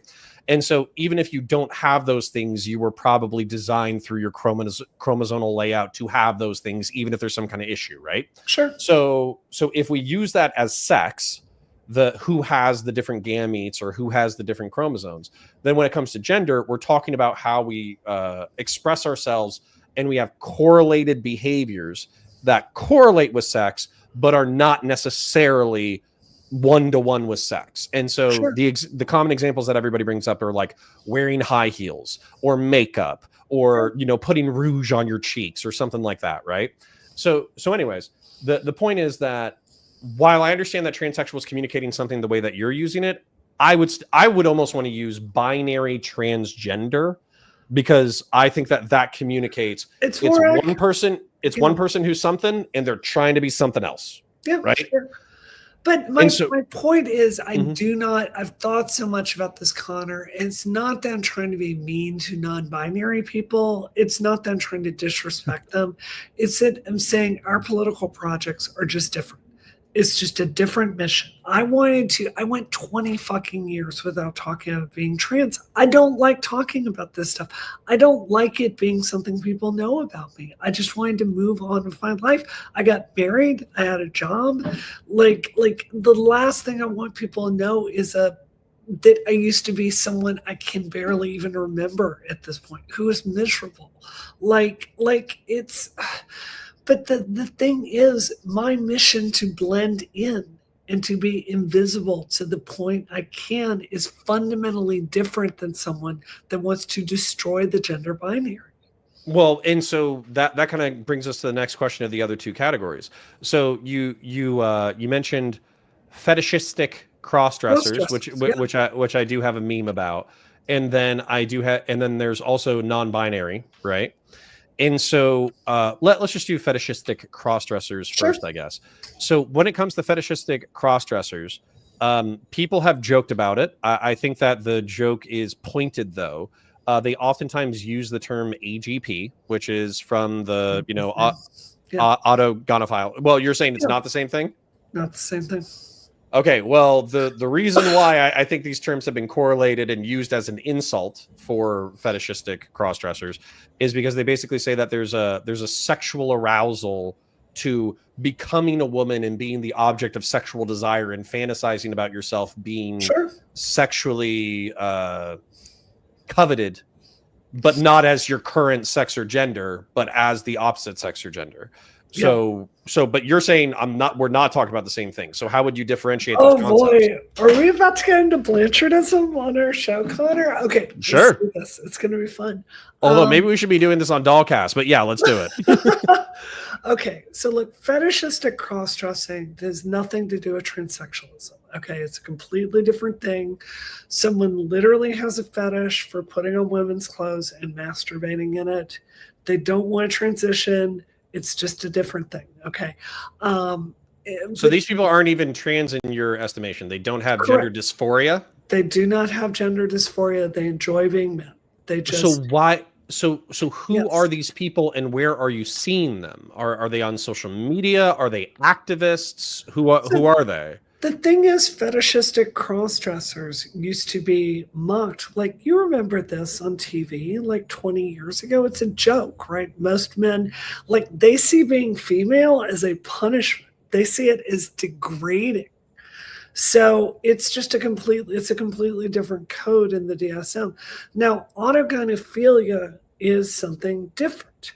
And just to be clear, I think the typology, I think it's onto something. But the theory of it is you have two types of transsexuals, okay? And we're going to use sanitized language because this is a family show. Yes, okay. You have two types of transsexuals. The more classic type would be the homosexual transsexual. Understands at an early age, interested in men sexually, typically very effeminate as a child, all that kind of stuff. I'm just going to say Blair White. Well, no, she's AGP, believe it or not. Are you serious? I am. AGP, it ends up turning, like, you become aware of that around puberty.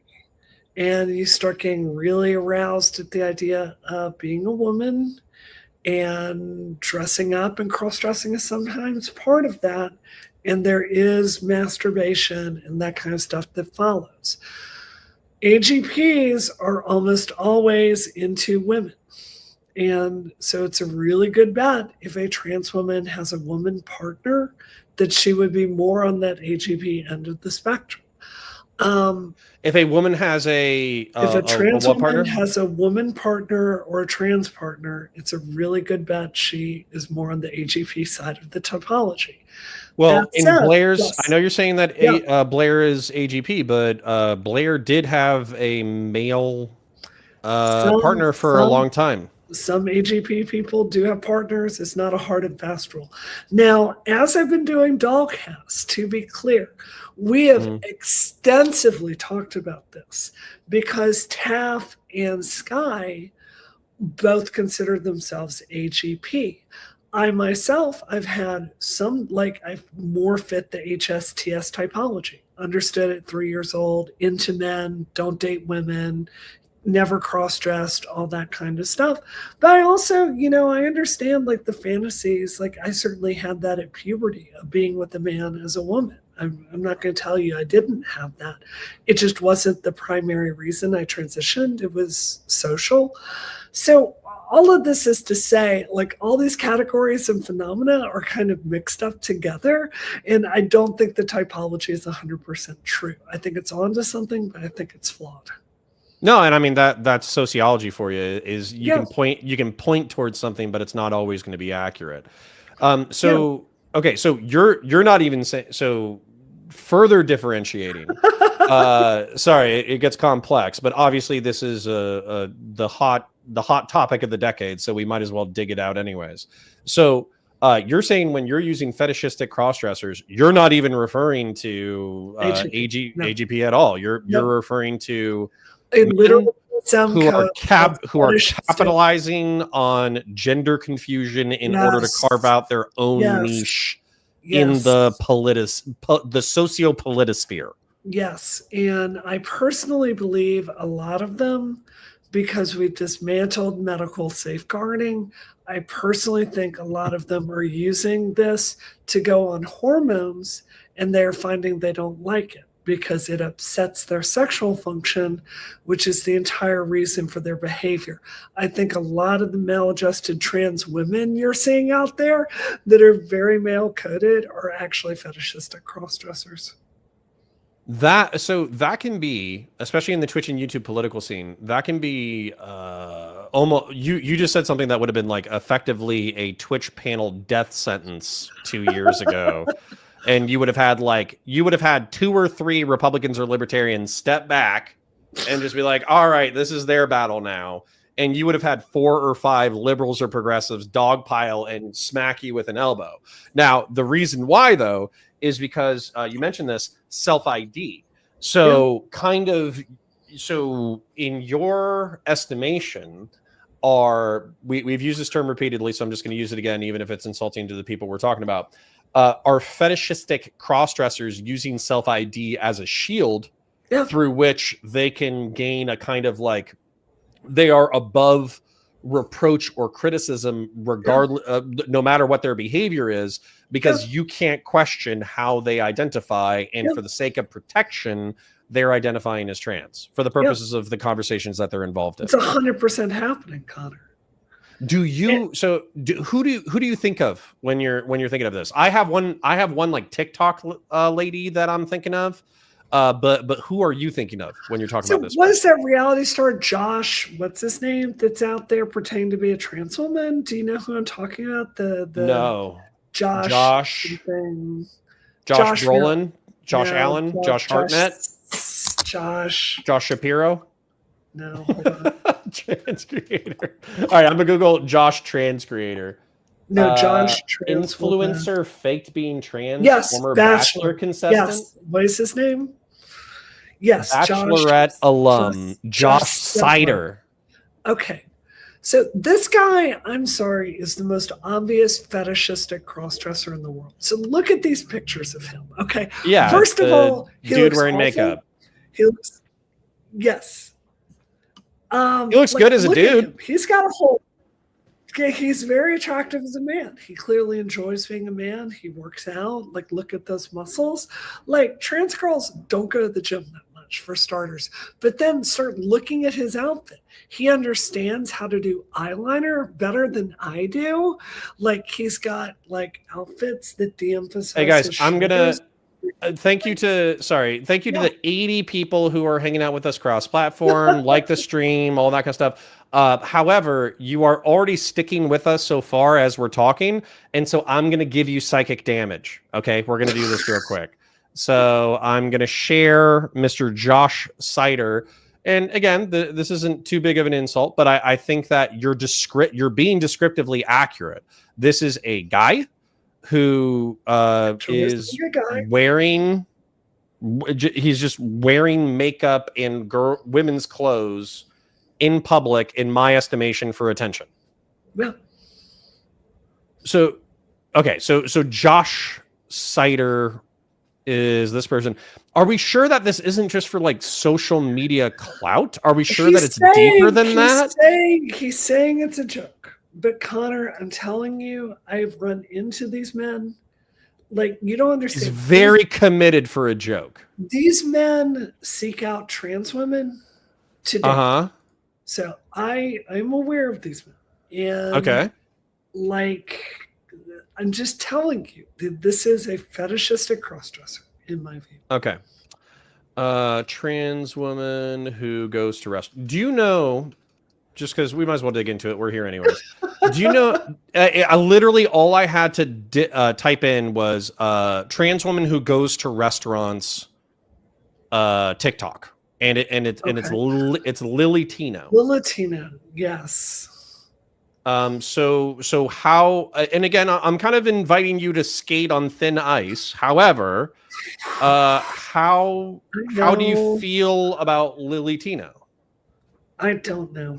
And that's Okay. the truth, Connor. That's a perfectly acceptable answer. They could be anything from a fetishistic crossdresser to someone who's non-binary. Like, are they even on hormones? They don't seem like they're taking presentation very seriously.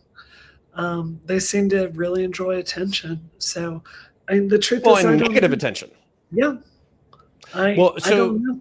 Let me catch chat up real quick. I'm not going to share it. I'm just going to describe it real quick. So Lily Tino, I think the way that everybody probably became aware of Lily was because she would go to restaurants and ask to be, ask for people to refer to her as she, her. She would wait for a member of wait staff to call her by male pronouns and then proceed to complain to the wait staff while videotaping themselves, and then also complain to the manager, and then videotape the entire interaction. Like it's almost like a humiliation ritual and a ritual in cringe in order to watch it.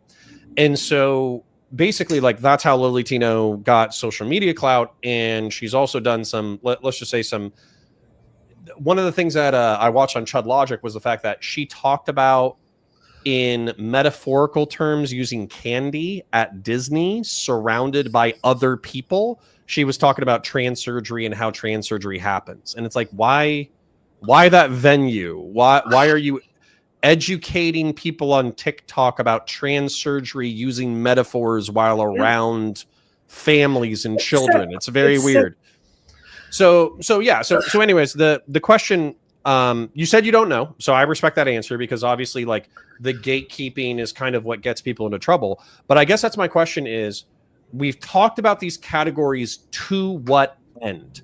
Why are we differentiating these categories of people? I'm talking about this because the political project of the progressives of the last 10 years especially has been to ideologically capture WPATH, which is the organization that runs healthcare for people like me, and to turn all of us into this gender soup. So a fetishistic crossdresser or someone who is not transitioning is considered the same as me, a binary trans woman. And what I'm telling you, this is my point, Connor, that when I transitioned and the laws around bathrooms were built, trans people were less than 0.1% of the population. So when that number skyrockets 4,700%, the number of natal males that are going into women's bathrooms is skyrocketing. And the number of people that are not interested in integrating is skyrocketing. No one cares if I go into a women's bathroom. No one's going to bat. They don't even notice. Yeah. They don't notice. But a lot of these other trans people, women are noticing and they're feeling threatened. So if we're serious about keeping women safe and balancing this with the public policy of, allowing trans women like me to fix our lives and go have productive lives, I think we've got to reinstate transmedicalism as the path forward. Okay. So then I think what is going to be said, you brought up and you repeated just now, so I'm going to repeat it back again.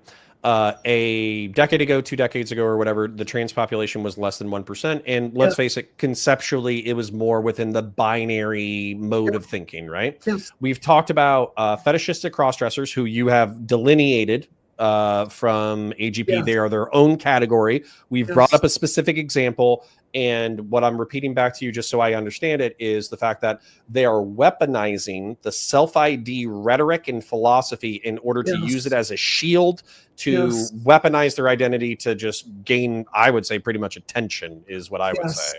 Yes. Because they probably like positive and negative attention. Yes. Then with non-binary folk, this is where it's going to get interesting. I have a non-binary friend, assigned female at birth, and they are not, I think they just go by they, them pronouns. They're not aggressive about it. They're chill. They're cool, whatever. So sure. I honor their pronouns, hang out with them, et cetera, et cetera. But I think that it's a stereotype, and I think a correct stereotype, that a lot of that 5% are people who do not medically transition. Correct. And they are effectively they AFABs, right? Yep. They're girls with septum piercings who don't want to subscribe to the cis heteropatriarchal oppressive system, and therefore they want to be different. They want to be cool. They want to have tattoos. They want to have a septum piercing. They want to listen to Hozier. They want to smoke clove cigarettes, or that's probably out of style, so they're probably just vaping at this point. But it's like a trendy fashion thing. And so my question is there any policy or cultural attitudes that need to change for non-binary folk? Well, I think that non-binary folk have colonized our healthcare movement. I really do. I think that the way they've gotten legitimacy is to claim that what they're feeling is the same as clinical gender dysphoria, which, I mean, Connor, you saw my coming out video. This really set my life off course from a very young age. That's not the same as a girl who doesn't enjoy girling that wants to be something in the middle. That's just a fundamentally different thing. So, I respect what they're doing, but our political movements need to be separated. I have to be able to advocate for my own healthcare, because your friend, if they are forced, if they use the ladies' room, that doesn't ruin their life. If I'm forced to use the men's room, I'm sorry, I really could be assaulted or raped in there. Men get really weird around trans women, especially when they're attracted to us. So, I mean, it really is a safety issue for me. So is the separation, I guess, would the separation be binary trans folk are separate from non-binary because they have different healthcare and socio-political concerns. Yes. And then also fetishistic cross-dressers should also be kicked out of the not part of our movement. Binary transgender advocacy. That's because correct. They're confusing the message and also using the identity as a shield for attention. It's just literally not the same thing. Fetishistic cross-dressers enjoy being men. They find that the arousal for fetishistic cross-dressers is, as I understand it, is they find the state of being a woman or dressing as a woman humiliating, which is erotic to them. And they develop this other persona, and it's something that they enjoy doing. And it's just something they cannot stop doing, and it's going to be with them forever. And that's fine.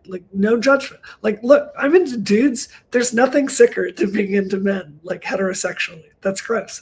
But, so no judgment about that. But at the same time, it's we're not the same thing. We have different. No, I think that's okay. I think the reason why there's a lot of hostility to that is because just because not being the same thing is true. Yeah. But I think that a lot of left-wing advocacy has come from a coalition of different groups. And so when you say we are not a part of the same group, what people are hearing is, I won't fight for you if there's something that you need. But where's I think the public policy stake for fetishistic cross-dressers? Well, so that's kind of that would be my question if I was in your position. So if I was confronted by a non-binary person, or if I was confronted by a fetishistic cross-dresser, I would be like, okay, so you're saying that we're in the same tribe. You're saying that we need the same things. What is the thing that you need, either socioculturally or politically, that I can advocate for? And I think what's going to happen is they're probably not going to have an answer, because, like you said, a fetishistic crossdresser is not going to want to medically transition. They're just going to want to play dress up and get positive or negative attention. And then I think when it comes to non-binary folk, there's obviously a spectrum of people who do or don't use hormones. But I also don't think it's the same as I think mission that a to study destroy gender norms is fundamentally different than my desire to escape within gender norms. Those are two different mission objectives. They're not compatible. Okay. No, I think I understand it. And I think that also if somebody asks me or gives me flack about your perspective, not that it happens very often, but if it happens, I think I would be able to articulate it probably 90% of what you told me. So if I flub it, my bad, but I'll do my best. But what I'm saying is transmedicalism is the way we got all of our rights in the first place, saying that, like, look, Connor, I had a medical condition. I went to a doctor. I got diagnosed with something. I went down a pathway and I underwent medical procedures to make it better. And I went from a drug addicted shut-in who had no friends to someone who is pretty fucking successful, had a national profile, financial security, a successful marriage in just a few years. Like this treatment really made my life better. And I'm saying, if we want to protect trans people, including like Sarah McBride, I think it is really clear we've got to move away from self-ID and back to transmedicalism. Okay, cool. Then I think I understand it. I think I understand it in the context of the bill, and I think we're good. Is there anything else that you want to address on that? What the hell do you think I'm lying about? What do you think I'm lying about? I asked, okay? I asked in the question. So, Nico Pluto, you've been typing the same thing over and over again, so we're going to go ahead and ask. You typed in, she's lying a dozen times in chat. At the 10th one, I said 1, about what, and then 2, calm down. So, my question is, what do you think? Okay, some other people in chat are just saying schizo. Like I get it, but if there was a point that you actually thought was dishonest, I'd be interested. Yeah. Okay. All right. Well, while we're waiting for Nico Pluto to write us an essay, the last thing, or not actually, He's still going. Nico, about what? About what? Write it out. No, Intense Complex. They're not a bot. They actually write things a healthy chunk of the time. So anyways, all right. So last thing or last thing on the docket anyways, we can go wherever we want to go, although we are pushing almost 2 hours, and that's typically when your voice starts burning out. So, we'll keep it. And then also, I love sleeping. And I have children, so I don't really. I do have children. They make me tired. My children are fantastic. Actually, let's talk about my children for a second. So, my 7-year-old is doing black belt karate, black belt club. He doesn't have a black belt, but he's learning how to do side kicks. He's learning how to use the commas or something like that. It's like a threshing tool, like something that you use to cut wheat. But he's doing like. Yeah. Like he's doing like all the moves, and it's awesome. It's expensive. Okay. So for those of you who are considering children, karate is about $200 a month. It's very expensive. However, my child is getting discipline, learning moves, listening, getting his energy out, all that kind of stuff. So it's awesome. And then my second child. You're getting security services. So someone breaks when he's older, he can protect me. Yes, absolutely. So the second kid, though, I just want to share this really quick. My second kid is 1.5 years old. He has maybe 10 words, and you're supposed to have like 20. He doesn't talk. He'll say the word one time, and then he'll never say it again. The only things that he does is he babbles dad, mama, car, truck, and rock. Those are the ones that he does. So he's not very verbal at all. And to the point that we're almost like worried a little bit. But at the same time, he is so physically gifted. I do not think he needs to talk at all. This boy, literally, he'll climb on things. He'll jump off of things. He'll walk up to dogs that are triple his weight and put his hand out so they'll sniff it.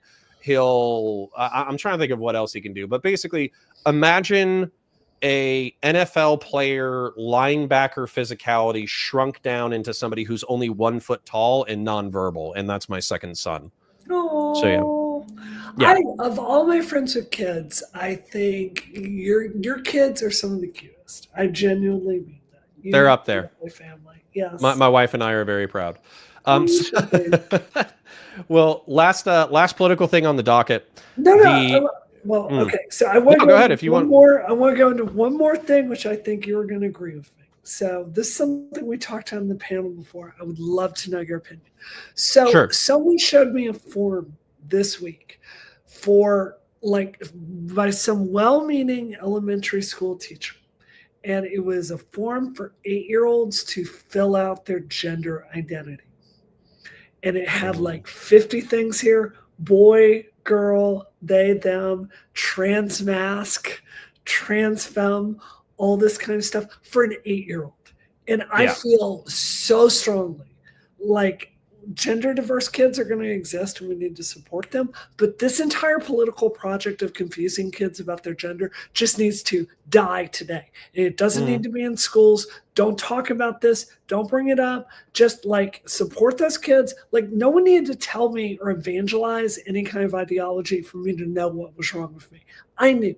And this idea to like force kids to deeply question their gender is so psychotic and unhelpful. It is doing nothing but confusing kids.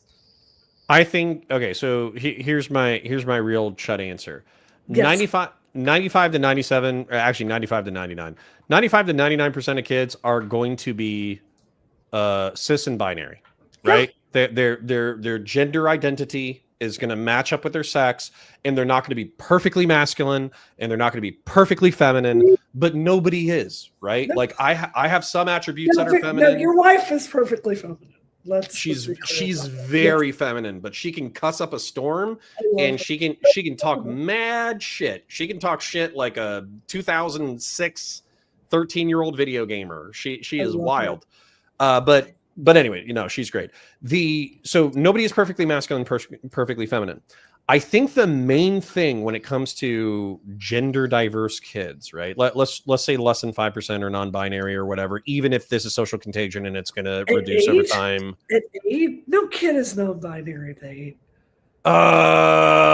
No, I still think it's pretty early. I think most of the gender stuff comes in pretty much when puberty kicks in, which I would say is like 10 to 12. It's going to be middle school. Yeah. So my point is, even in middle school, though, let's bump it up to 10 to 12. I wouldn't be giving kids packets about the 10,000 gender identities.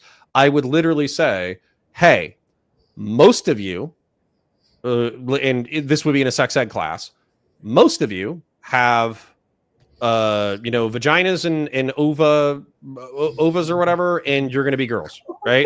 And most of you are going to have testes. Obviously, professionalize the language past what I'm doing, but you're going to have testes, dick, and balls, and you're going to be dudes, right? That's going to be 99% of you. Okay. There are people who feel like they're the other thing. That's called gender dysphoria. And then there are people who feel like they don't fit on the spectrum. The point is, just don't be unnecessarily cruel or brutal or bully anybody over this baloney. We have a short time on this planet. Let's all be nice to each other and be cool. Yes, that's it. That's it. All you need. Done. And guess what? If you got a freaky non-binary person in your class, cool. Maybe they're into video games. Maybe they're into Warhammer. Maybe they're into something else. And one of the things that sorry, this is a tangent off of that. So that's what I would do. Okay. That's my Florida fascist education is most of you are boys. Most of you are girls. Some of you are going to want to be the other thing. Explore that with a psychiatrist. And some of you are not going to identify with anything. Explore that with a psychologist. So moving on from that, the coolest trans people on the planet, being trans is only a facet of their identity. Yes. It's a portion of it.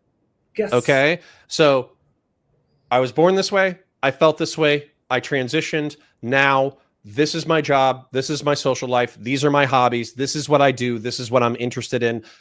We can talk about me, whoever being trans, but let's also talk about all this other stuff that I'm interested in. The least interesting trans people on the planet are the people who exclusively talk about their identity and nothing else. Thank you. Yeah. Excellent. I'm going to take chat's hint. We should move on. Let's talk about this. Okay. What's this? So I prefer pizza to lasagna and Russian ICBM. I don't understand this. It's literally just Russian intercontinental ballistic missiles. So actually, I know what ICBM is. I ran for Congress. Okay. right, okay. Not that dumb, Connor. Well, I don't know what the ATACMS missile system is. I don't know what it stands for, but the MGM 140 Army Tactical Missile System, ATACMS, is a supersonic tactical ballistic missile designed and manufactured by the U.S. Defense Company, blah, blah, blah.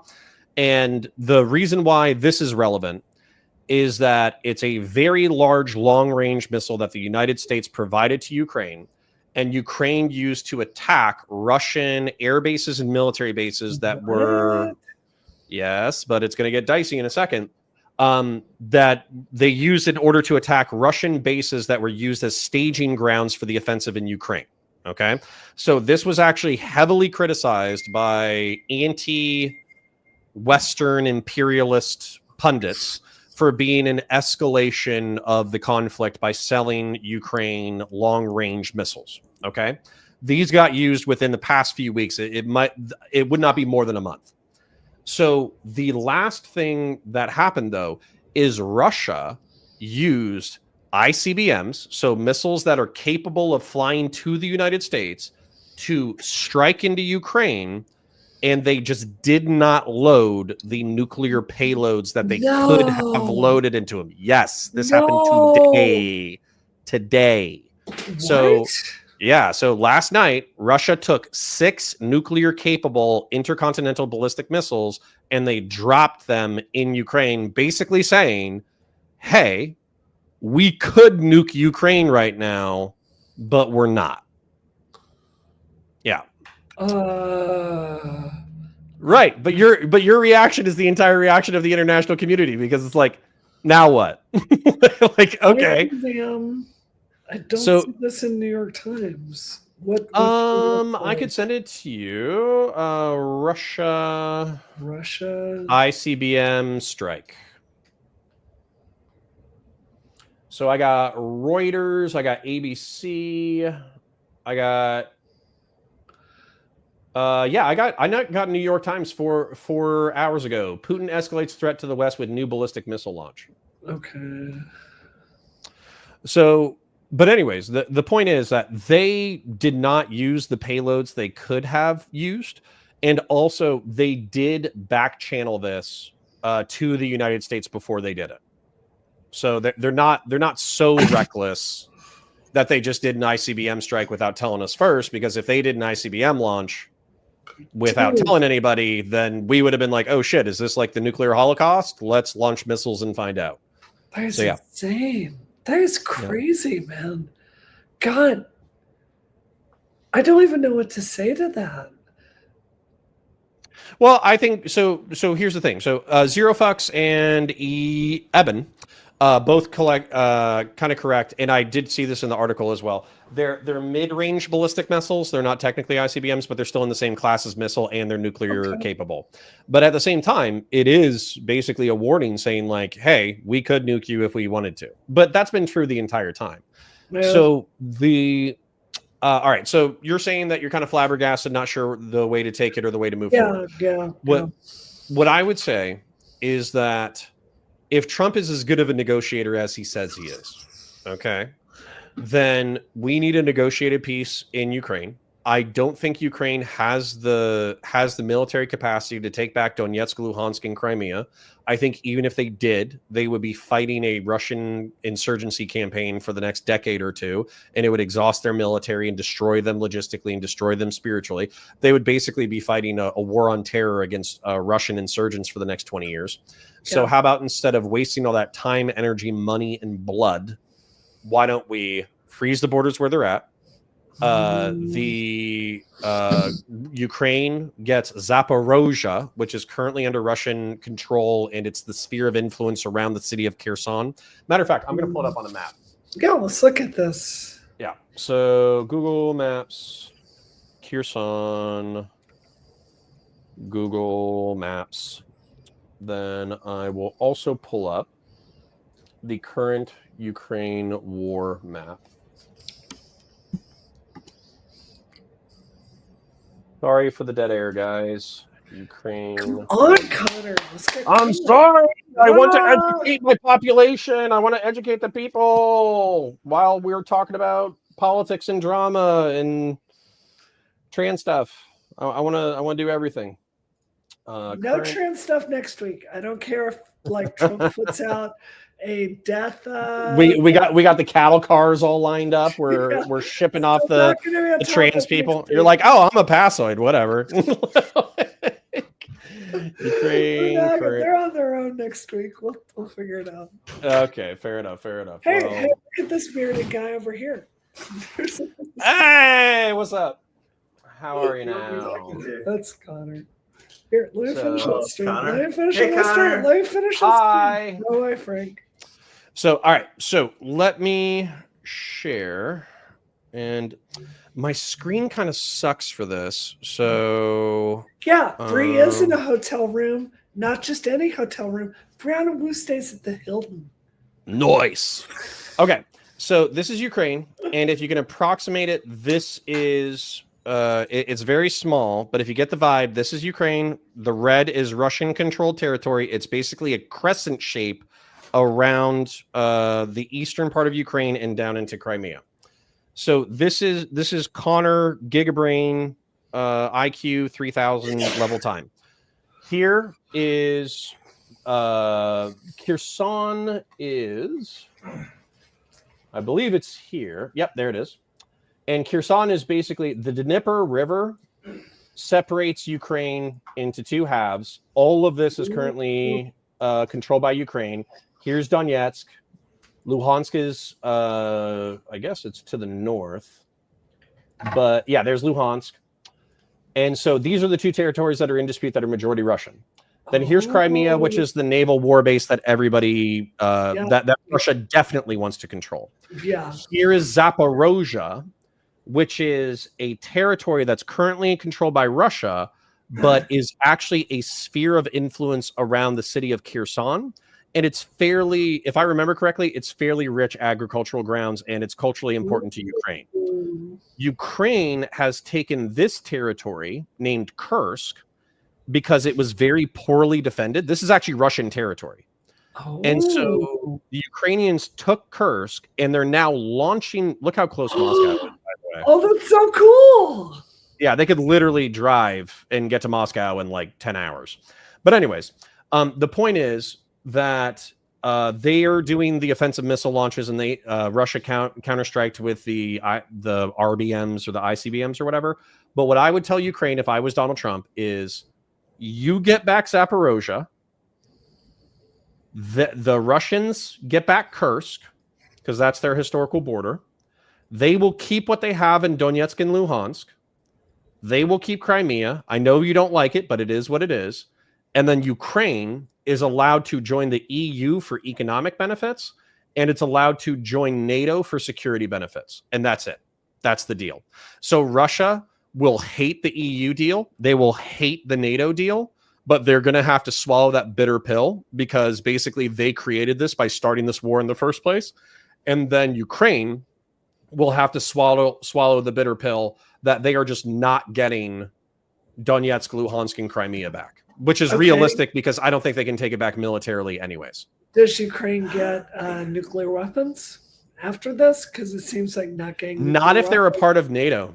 So what I would say, if they're allowed to join NATO, that's fine. Yeah. If they're not allowed to join NATO, then I would say, yeah, 100% go ahead. Because basically we're not guaranteeing your security. So you need to have a security guarantee, which Moscow knows that if they push too far and they try to take Ukraine, then Moscow becomes glass. That should be the security guarantee. So yeah. That makes some sense. No, totally makes sense. Frank, I just want to point out, chat said that you should tell me you love me. So I love Brianna. There we go. Oh, good husband. Good husband. All right, cool. Well, that was our docket for the evening. Yay! Stop being stupid, Frank. Well, that's sweet. So, all right. So we swept for Lauren Southern. We celebrated Matt Gaetz getting knocked out. We talked about the bathroom trans issues, and we went into detail, so I understand your position. So we're doing good there. And we covered Russian ICBMs and what we think should be the political resolution there. What else should we? And we are at 2 hours and 15 minutes. So what else should we cover? Bed. I want to go to bed. Time to go to bed. I'm with you. I'm with you. So, all right, then what I'm going to do is I'm going to hang out with chat for a second. I'm going to see if I can get Nico Pluto to tell me what you lied about. I've got such big news to share with you. Are you sure? I've been waiting to tell you this to you all day. You want to talk to me? Privately, I can't say anything yet. Okay, then chat, my apologies, but we're going to go ahead and wrap up, and I'm going to talk to Brianna offline. But be sure to like the video. Basically, even though we're wrapping... Thank you for noticing, Nico. I do lie. All right.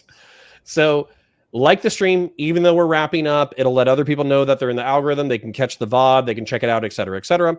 If you're not a YouTube member, consider becoming a YouTube member. If you're not a Twitch subscriber, become a Twitch subscriber if you feel so inclined. If you do have super chats, obviously holidays are coming up. The things are tight. I don't know how expensive eggs are, but I'm sure they're still a little bit more expensive than they used to be. Handle your business first, but if you ever have cash, then feel free to throw it our way. It's always, it's never required, but it is appreciated. Parasocial love to you and yours. I'm going to go find out whatever dark secrets Brianna has right now. Love y'all, chat. Bye. Bye. And then parasocial love. Bye for now. Closing out. I will meet you